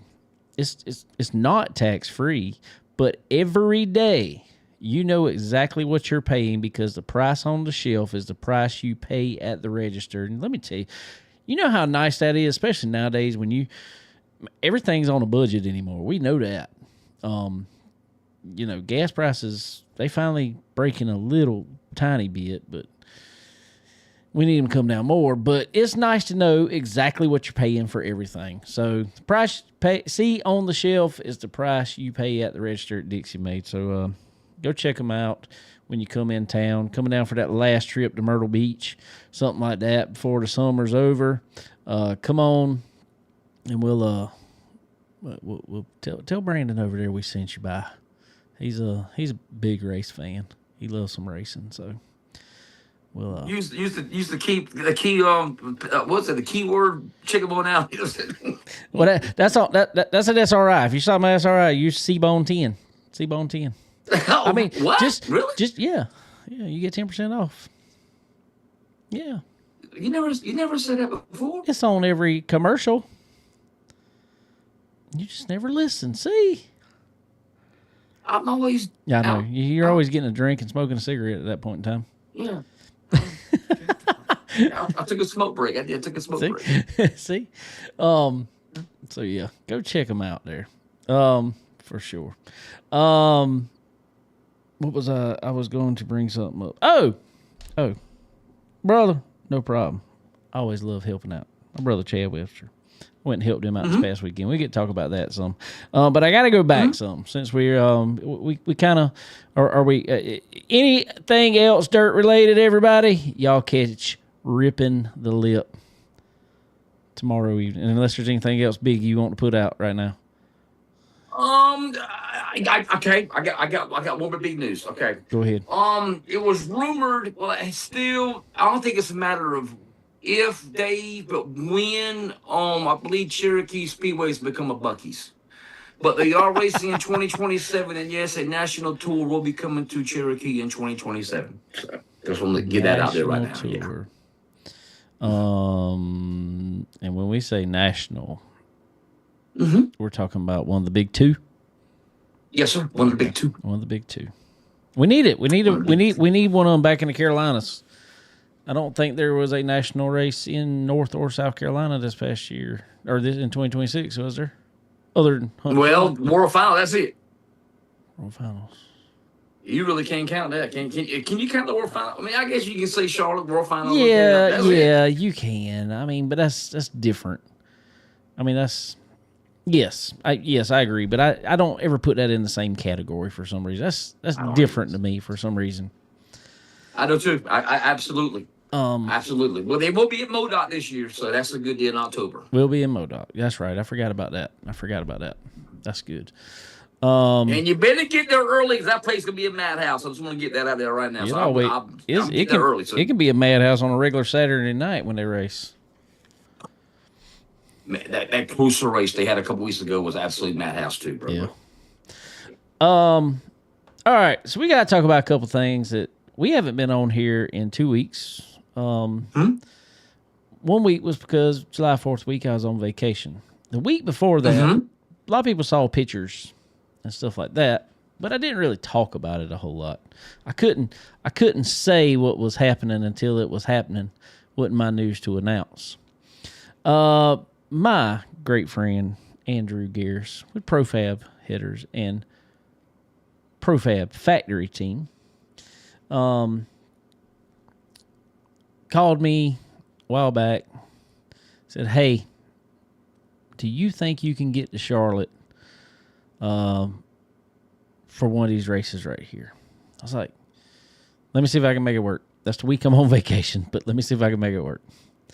So I was like, I can be there Monday.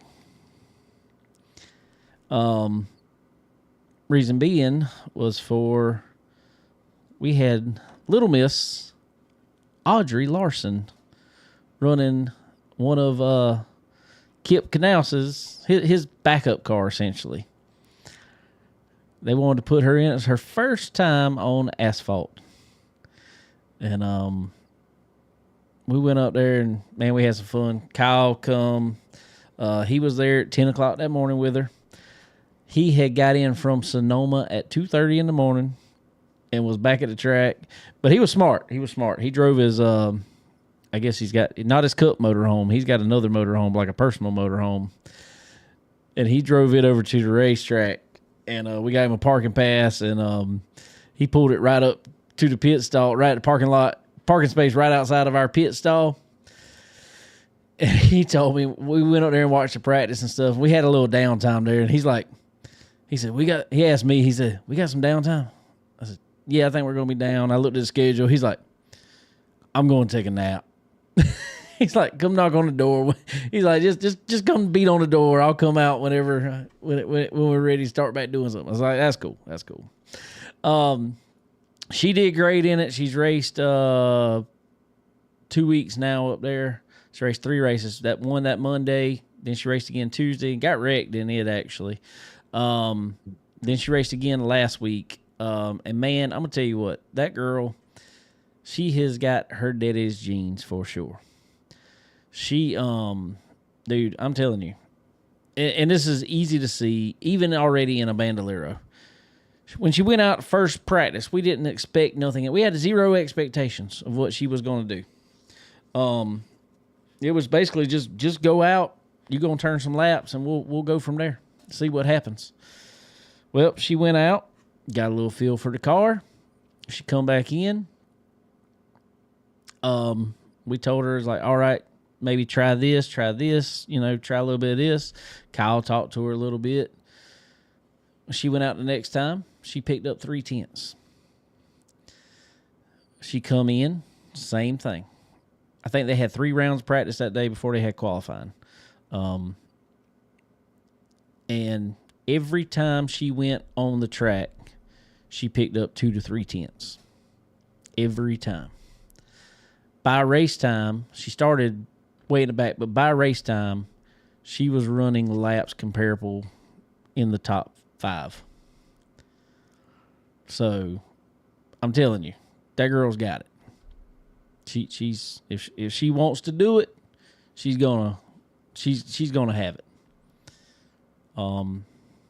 My driver, Kip Knaus, he was up there racing too. Done really good that night. I think he finished like 6th or 7th, something around there that first night. I can't remember. How many showed up? Oh, there was a pile. That first night there was 20 some odd out there, I believe. So he did great. Audrey, her class, it ended up they had to split it up to an A and a B main, or A main and B main. In that class, they don't transfer any. It's just literally the first half of the field, second half of the field. And our goal that night, Kyle told her, he was like, our goal is to make the A. That's our goal. She done it. So I'm telling you, she got it. It was cool seeing her, hanging out with Kyle, and I got to talk with Kyle a good bit that day. It was kind of one of them things that we went up to. Me and him would go up to a little stand. There's like a booth up in the infield that's over pit road wall at Charlotte.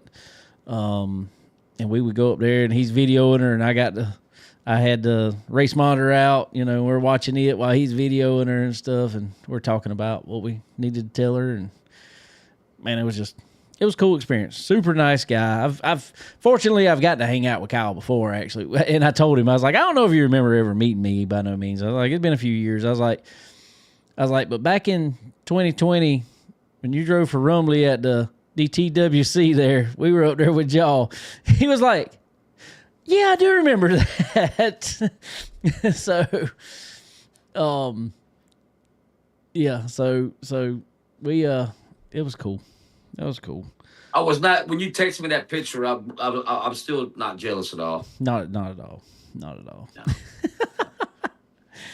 Man, I'm telling you, I posted on Facebook. I was like, man, where did I ever? I never would have thought.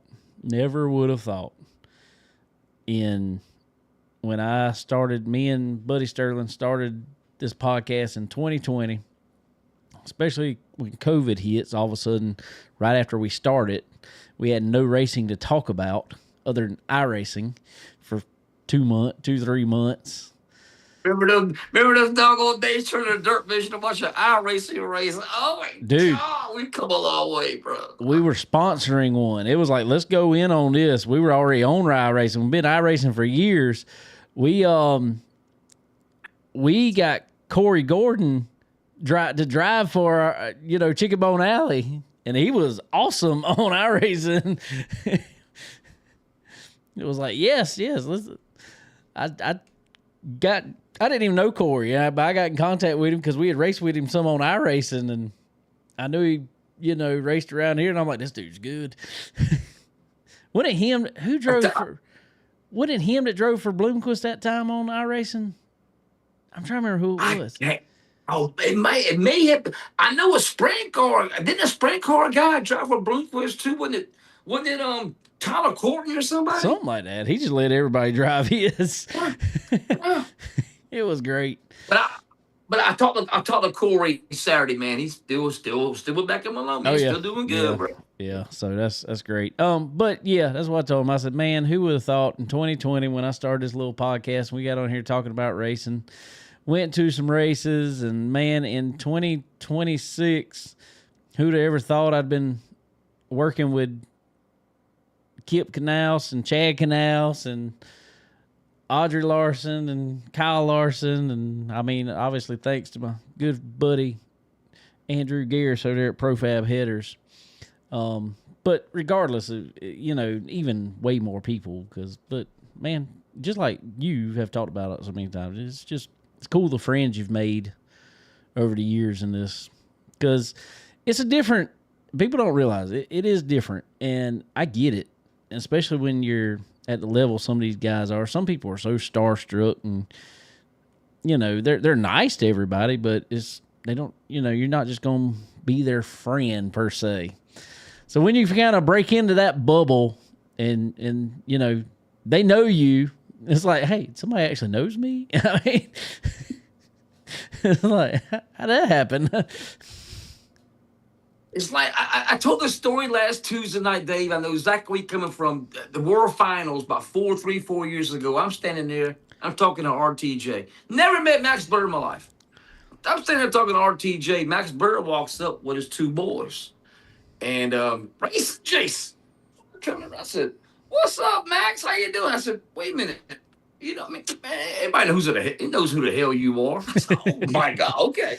But that was freaking awesome. That was wow. It's ain't it mind-boggling, Dave? It's mind-boggling, Dave. It is. It's so funny when I could be I don't think nobody knows my name really. Checking out and they do it because it's funny. They all just call me Chicken Bone. Really? Yes, that is. No, I can't do that. I mean, they know my name. They know my name. Yeah. It's just they just Chicken Bone. Yeah, I like it. I do. I like it. I can't. It's so funny because I can be at a racetrack, and that's what some random person yells. It's like Chicken Bone. What? So anybody that don't know, if y'all feel like know it, my name is David. David Rogers, come on. I don't think anybody knows that. Apparently, when you put it, Please tell me my name doesn't come up anymore when you put Chicken Bone Alley. I don't know. I'm I not haven't even on there. looked anymore. It probably does. Okay. All right. It probably does. I quit looking. So I have to announce myself, now. That way I can own my podcast. So you will come up now. I got you. Dave, I got to ask this, Dave. Oh my God, here we go. Did you have any problem? Did the cars pass tank on the first try? We were worried about it. I ain't even going to lie. We weren't worried about Kips. Kips was fine. We wasn't worried about his. Canals was good. We quit letting him mess with the cars. No. It's too low. It's too low. We were worried about Audrey's because she is so little. It is like Really? Is she tiny, bro? Oh, she's tiny. Kyle's tiny. That's why True. Kyle Busch. That's why Kyle Busch called him Little Kyle. Oh, I didn't know that. Oh yeah, if they were ever at the track, Little Kyle. I did not know that. Yeah, dude is teeny. Wow. Dude's teeny. So that was a ton of fun. But actually, I guess I got to go back in before that. The Saturday before, I got asked to be alongside my good friend Mr. Alan Dietz there at Florence Motor Speedway. I've seen that picture in the press box there. Come on. That's the best place to watch a race from. It was way cooler up there. I bet, Dave. I bet. Me and Alan had a great time at the track, though. In all honesty, that was a fun night. Me and Alan, I haven't even gone back and listened to it just because I'm scared I might sound like an idiot on the broadcast. I don't really know. But, man, it was a lot of fun. Me and him, I guess, being from the same area, knowing a lot of the same people around here that raced at Florence and Myrtle Beach and even over at Dillon, man, our conversation and our talking about the race just went so smooth. It felt like. And so awesome. It was awesome. And I don't claim to be no race announcer by no means, so I was following his lead the whole time. But it was super easy between us. I guess we talked enough, as we call it down here, redneckese, Hey, some people might need caps. You know what I mean? Exactly. I speak redneckese.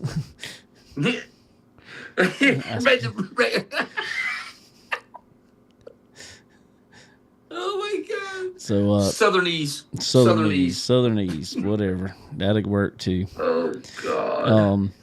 Did you call on the whole night? Yeah, whole night, every Wow. class. Awesome. Yeah. Awesome.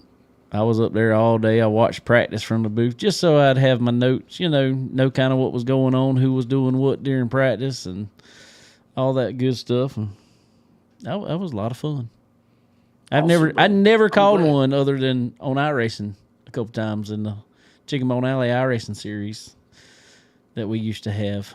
I had never called a race other than that, and it was a lot of fun. I couldn't do it. I'd be too nervous. I can't. I got a speech impediment now with just doing this doggone show. You think I can get my butt up there? No, bro. It's a talent, man. With James Esses and Ruben and all them guys, man. I'm gonna tell you what, can't nobody do it like James Essex though. Nobody. Amen. Here comes Chris Ferguson in the 22 Stinger chassis out of Mount Olive, North Carolina, with the dental. Oh, I could exactly. I'd be so tongue tied. I don't know. That man is good. So yeah, then July 4th around here there was no racing. So that was awesome. I was in the mountains, as we talked about earlier. Come back this weekend, I was at Dillon Motor Speedway over my buddy Chad Webster and Cam the AC man. We helped him with his truck. And let me tell you one reason why, before I go any farther, one reason why I wasn't racing. Well, probably a couple reasons. While I was up in Charlotte at Charlotte Motor Speedway, I got something. It was like Christmas. I got me a brand new set of Profab headers. They are shiny and pretty. Really? Yeah, so we started putting them on. Did I hook you up? He sure did. Sure did. They man, that's a Man, I can't even get a doggone t-shirt. that's You a get game doggone changer headers. there. I get you a t-shirt. I hook you up. Thank you. I'll hook Thank you, up. Dave. And some stickers. I need some stickers. And some stickers. I got some stickers. Yep. I got some stickers. You got some stickers? I got some stickers. All right. Thank you, Dave. I will hook you up. But no, Thank you, Dave. I really Thank you, appreciate Profab headers and exhausts. And you put them on yet? They are on the motor. They're on the truck. We got to there's the exhaust, the tailpipe and stuff on that particular set. You got to kind of cut and position your tailpipe yourself and all. So that's the last part we got to do. We got to get all that figured out, where it's gonna go, and get it welded up. I was wondering how much adjusting you had to do to them when you got them on there. None. Yeah. Zero. It was amazing. Wow. They fit Wow. right in there, and that truck's weird because you got to run like super late model headers, which are crossover headers. They, they come out and they go up instead of going down. They go up, Yeah. and then around the back of the motor. So we were kind of worried about some fitment issues, being it was an older truck, but nope, got right in there. They were close on some things, but they worked. They worked great. Good deal, man. So this is When are you gonna debut it? I don't think we have another race until I'm not even sure. Not even sure. It's Florence Motor Speedway being one of the next races, but we got some stuff to do on the truck. Changing some sway bar stuff. I mean, actual physical stuff. Changing over style sway bar. My brother Chad Webster, he gonna hook it all up. He ordered some parts the other day for me, and we're gonna get that thing going. Faux show. Last race we were out there, we had some issues. So we're gonna get it back rolling. Okay. Well, keep me informed, bro. Keep me informed. Faux show. Yeah. So, but yeah, worked with I became apparently super spotter at Dillon Motor Speedway again. All of a sudden I was spotting for Cameron. I knew I was gonna be spotting for him. I ended up spotting for Thomas Martucci and Mr. Barry there. We had to oh god, what's my phone doing? I don't know. So I got this I got spot legend cars for Barry Martin there. That was interesting. It was fun. He kept it out. Charger Thomas Martucci was running, and boy, that was eventful. He was back there. He was racing a couple guys, and man, they were just dooring the mess out of each other. And I was like, "Ooh, stop!" What? Not him so much, but Mr. Archie, Mr. Archie Adams. Archie Adams. Oh yeah, Here we go. Mr. Archie was back there. He was giving them the devil.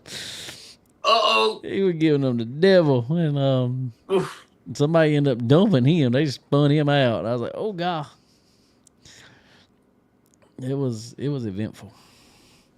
But beyond that, that's about it. No racing this weekend around here. There is a race next weekend scheduled at Dillon Motor Speedway, but he said he's not sure about it. He's kind of looking at temperature. Man, it's about too hot. And if that don't happen, Dillon is off for the whole month of August. Oh wow, hello. Yeah. And I forgot Dave. You know Kevin. It was so hot Saturday. I forgot Kevin Godwin. He hot lapped. He didn't even qualify, Dave. It was so hot, bro. He just laid in the cool AC in the hauler, bro. Let me tell you forgot about that. Let me tell you what happened at the track. And I don't even know the guy. I have no clue who he is. But there was some guy. They were racing legend cars, but their trailer said they ran at like Riverhead, stuff like that, up in New York. New York, yeah. Yeah. And their car Real famous racetrack. Real famous. Real famous. for sure. And their car was, I can't remember the number, but it had an NY after it. So I'm assuming they were from New York. Why they came all the way down to Dillon Motor Speedway, I don't know. But glad to have them. But they got a taste of South Carolina heat, I think. Old dude was out there in practice. He got out the car. He fell out. They got him cooled down, everything, and I was like, man, somebody need to, he was laid over on the ground and all this other stuff, and got him cooled down, got him in the truck. They turned the air conditioner on in the truck, got him cooled down, everything. He slammed a few bottles of water. Shoot, he was back out there in qualifying. Like, wow. dude. Hello. It's like, nah, let's, we're good. You ain't got to do that. Wow. I know last time I fell out, man, I was laid up, bro. Oh my God, bro, I was laid up. That heat stroke ain't no joke, bro. No, ain't no good at all. So I look back at it nowadays. How I cut grass in this ridiculous stuff of 15 years. I'll never figure it out. Done it either. Don't know how you done it. There was some NASCAR racing went on last night, but I ain't gonna lie to nobody. I ain't see it because I was asleep. That race ended at 2:00 this morning. I didn't even know that, bro. Yeah. 2 a.m. I watched Hell Tour. I didn't. What channel was it on? I can't even find it. TNT. Oh. I looked on Prime. I didn't see it. I said, okay, well. Blaney dominated. Won all the stages. They said, from what I hear, it was an exciting race. I did see the clip of the end of it, though. Look, Noah Gragson pushed him to the checker. Yeah. Tracked him. Yeah. Bubba come up there and finished second, I think it was. No, he got penalized. But he got penalized. I don't know. It seemed like that was a very judgmental penalty there, in my opinion. That was just a big judgment call, in my way of thinking. Big judgment call. Alex Bowman might need a crew chief out yesterday. Did you see that? I didn't even see that. What happened? Well, you just go back or look on Facebook, or I think I saw it on Facebook, maybe Twitter. I can't remember, but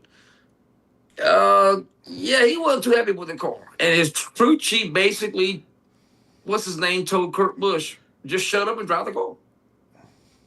Just shut up, drive the car. We'll fix it when you get in here. I mean, wow, yeah, pretty hot. I know nothing. Heated. I have to preface this now. I know nothing. I have not been told anything. Have not been told a single thing. Just because I know Chad Knaus, I have not been told anything. He don't tell me nothing. So I have to preface that with this. And so I have no inside knowledge. I think his days are becoming numbered in that car. Oh, I believe so. Since he had that a sprint car wreck. Well, yeah, but what's it called, bro? Oh, the Vertigo deal? Yeah. I don't think it's necessarily because of that. I think it was coming anyway. He's not performing anymore. I hate it. He's not performing anymore. I thought he was going to be good yesterday. Had a good start, and then it just. I even had him in my fantasy lineup. So I was like, man, he'll finally do good. Nope, I was wrong. Is Austin Dillon going to realize that he just take Austin Dillon needs to get behind the wheel and work in the shop or something, or be one of those competitive directors or whatever. Dude, I'm going to tell you, I know what you mean, and I know what you're saying. I don't personally think Austin Dillon is that bad of a driver.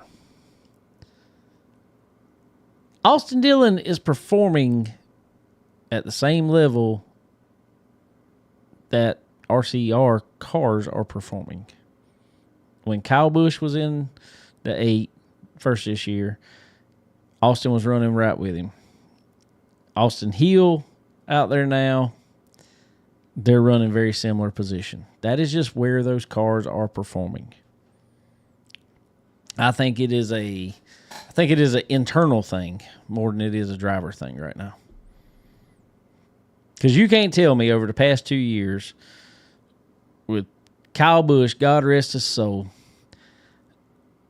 you can't tell me he just all of a sudden forgot how to drive.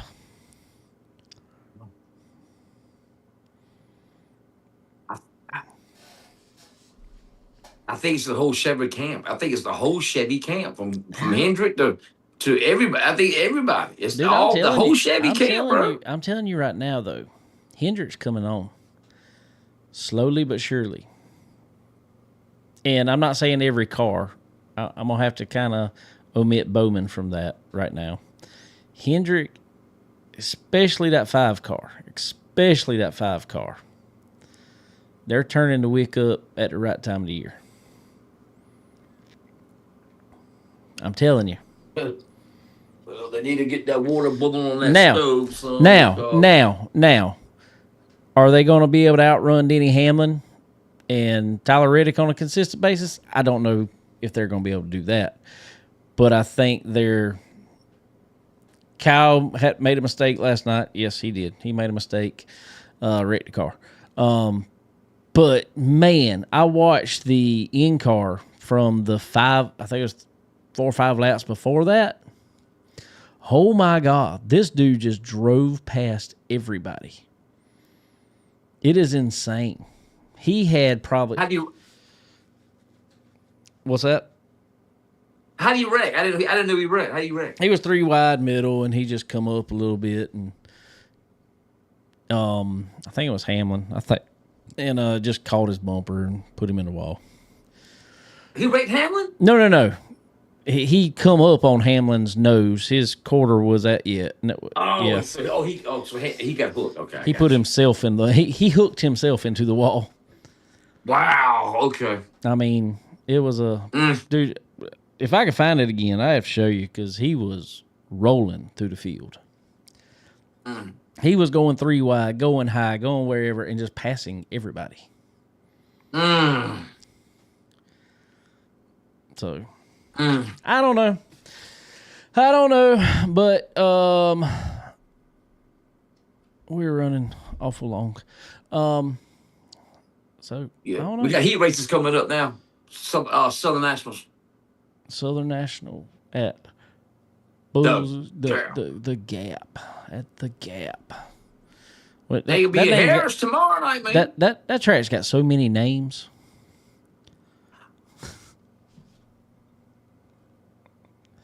I was up there that day. I passed it, and I was like, let me look real quick, see if they're racing tonight. Just because there was a couple trailers sitting like outside, and I was like, are they racing tonight on July 4th? And like 10 o'clock in the morning, 9 o'clock in the morning. I know. And I got on there, and they were racing that night. But it took me a minute to actually find it on Facebook because I was like, what they got listed under? Volunteer Speedway, the Gap, Bulls Gap. Yeah. Oh God. It was Volunteer Speedway.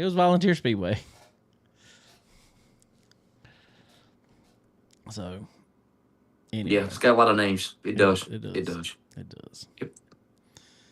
Still got the old. I just thought it was cool. The reason it caught my attention, I've just never been off that exit, never been up there. What caught my attention, as soon as I got off the exit good and coming down the road, I see Winston Cup Weekly Series. Old sign still out there. Old sign. Man. I was like, God, that's an old sign. I was like, I ain't seen one of them in a minute.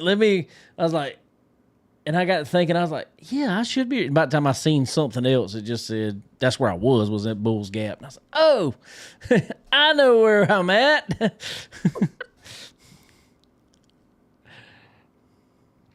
my God.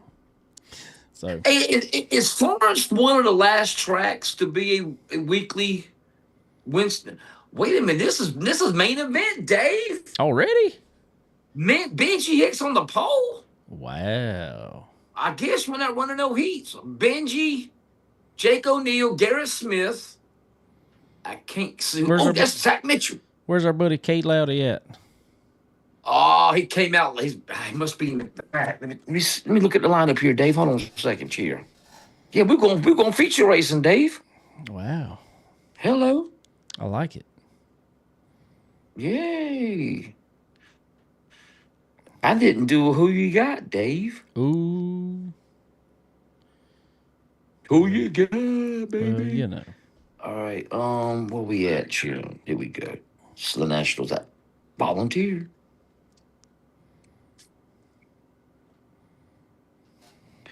Benji Hicks, Jake O'Neill, G.R. Smith. G.R. Smith. Oh my God. Oh, wow. Did I do that really? Garrett Smith. Garrett This Smith. is G. Mitchell McDowell, McIntosh, Vic Hill. How about that? 7th. How about Alan it? Stick, Mike Benningham, Jeff Foltz. I don't know which Oliver. It's got to be Jamie Oliver. Joseph Joyner, Kenny Collins, Matthew Nance, Boo Henry, Kay Loudy, Josh Sneed, Stacy Bowles, Alex Vance. I don't know who Phillips is. Don't know who Porter is. Bowles and Zakalowski. Okay, good. There you go. Nice. Well, cool. Well, everybody go tune in. Also, go check out all the racing, as always. And I think Racing Jason just dismissed himself by accident. There he is. He's back. Maybe he's kind of back. He's got screen. Oh, There I'm he still goes. here. I'm still here. Oh, there it I'm goes. still here. No, I'm putting who you got? Who you got? I. Schaefer. So who you got? Go ahead, tell us who you got. Who you got? Schaefer. Come on, Zach Mitchell. Let's go, baby. I think Zach Mitchell probably got How that. about that? That's what I'm gonna say. Well, cool, everybody. All right, well, y'all go tune Did it he win in. it? Go tune in to Ultra Broadcasting. As always, catch all the favorite shows on there. But go check out Ripping the Lip tomorrow night, Tuesday. What time y'all on? 8 o'clock 8 o'clock. Eastern, Eastern. 7 Central All right, everybody. Go check it out on X. on X. And we will catch y'all next week. Schaefer Oil. Hold on, Dave. I'm gonna say goodbye to you. Hold on, Dave. I'm gonna say goodbye to you. Schaefer Oil. Southern Nationals. Southern Nationals. All right, who you got? Okay. Host. All right, we good to go. All right, back. All right, man. Well, y'all take it easy. Everybody have a good week. Yep. And we will catch y'all next time. Uh-oh, you froze up. Uh-oh. Uh-oh. See Hey, ya. Kevin, can you hear me? I can hear you. There we go. All All right, there you go. See you next time. All right, Dave. Thank you as always, brother. I love you, man. I love you to death, brother. You too, man. Take it easy. Have a good week. Have a good week. You too. Bye. Later. Bye.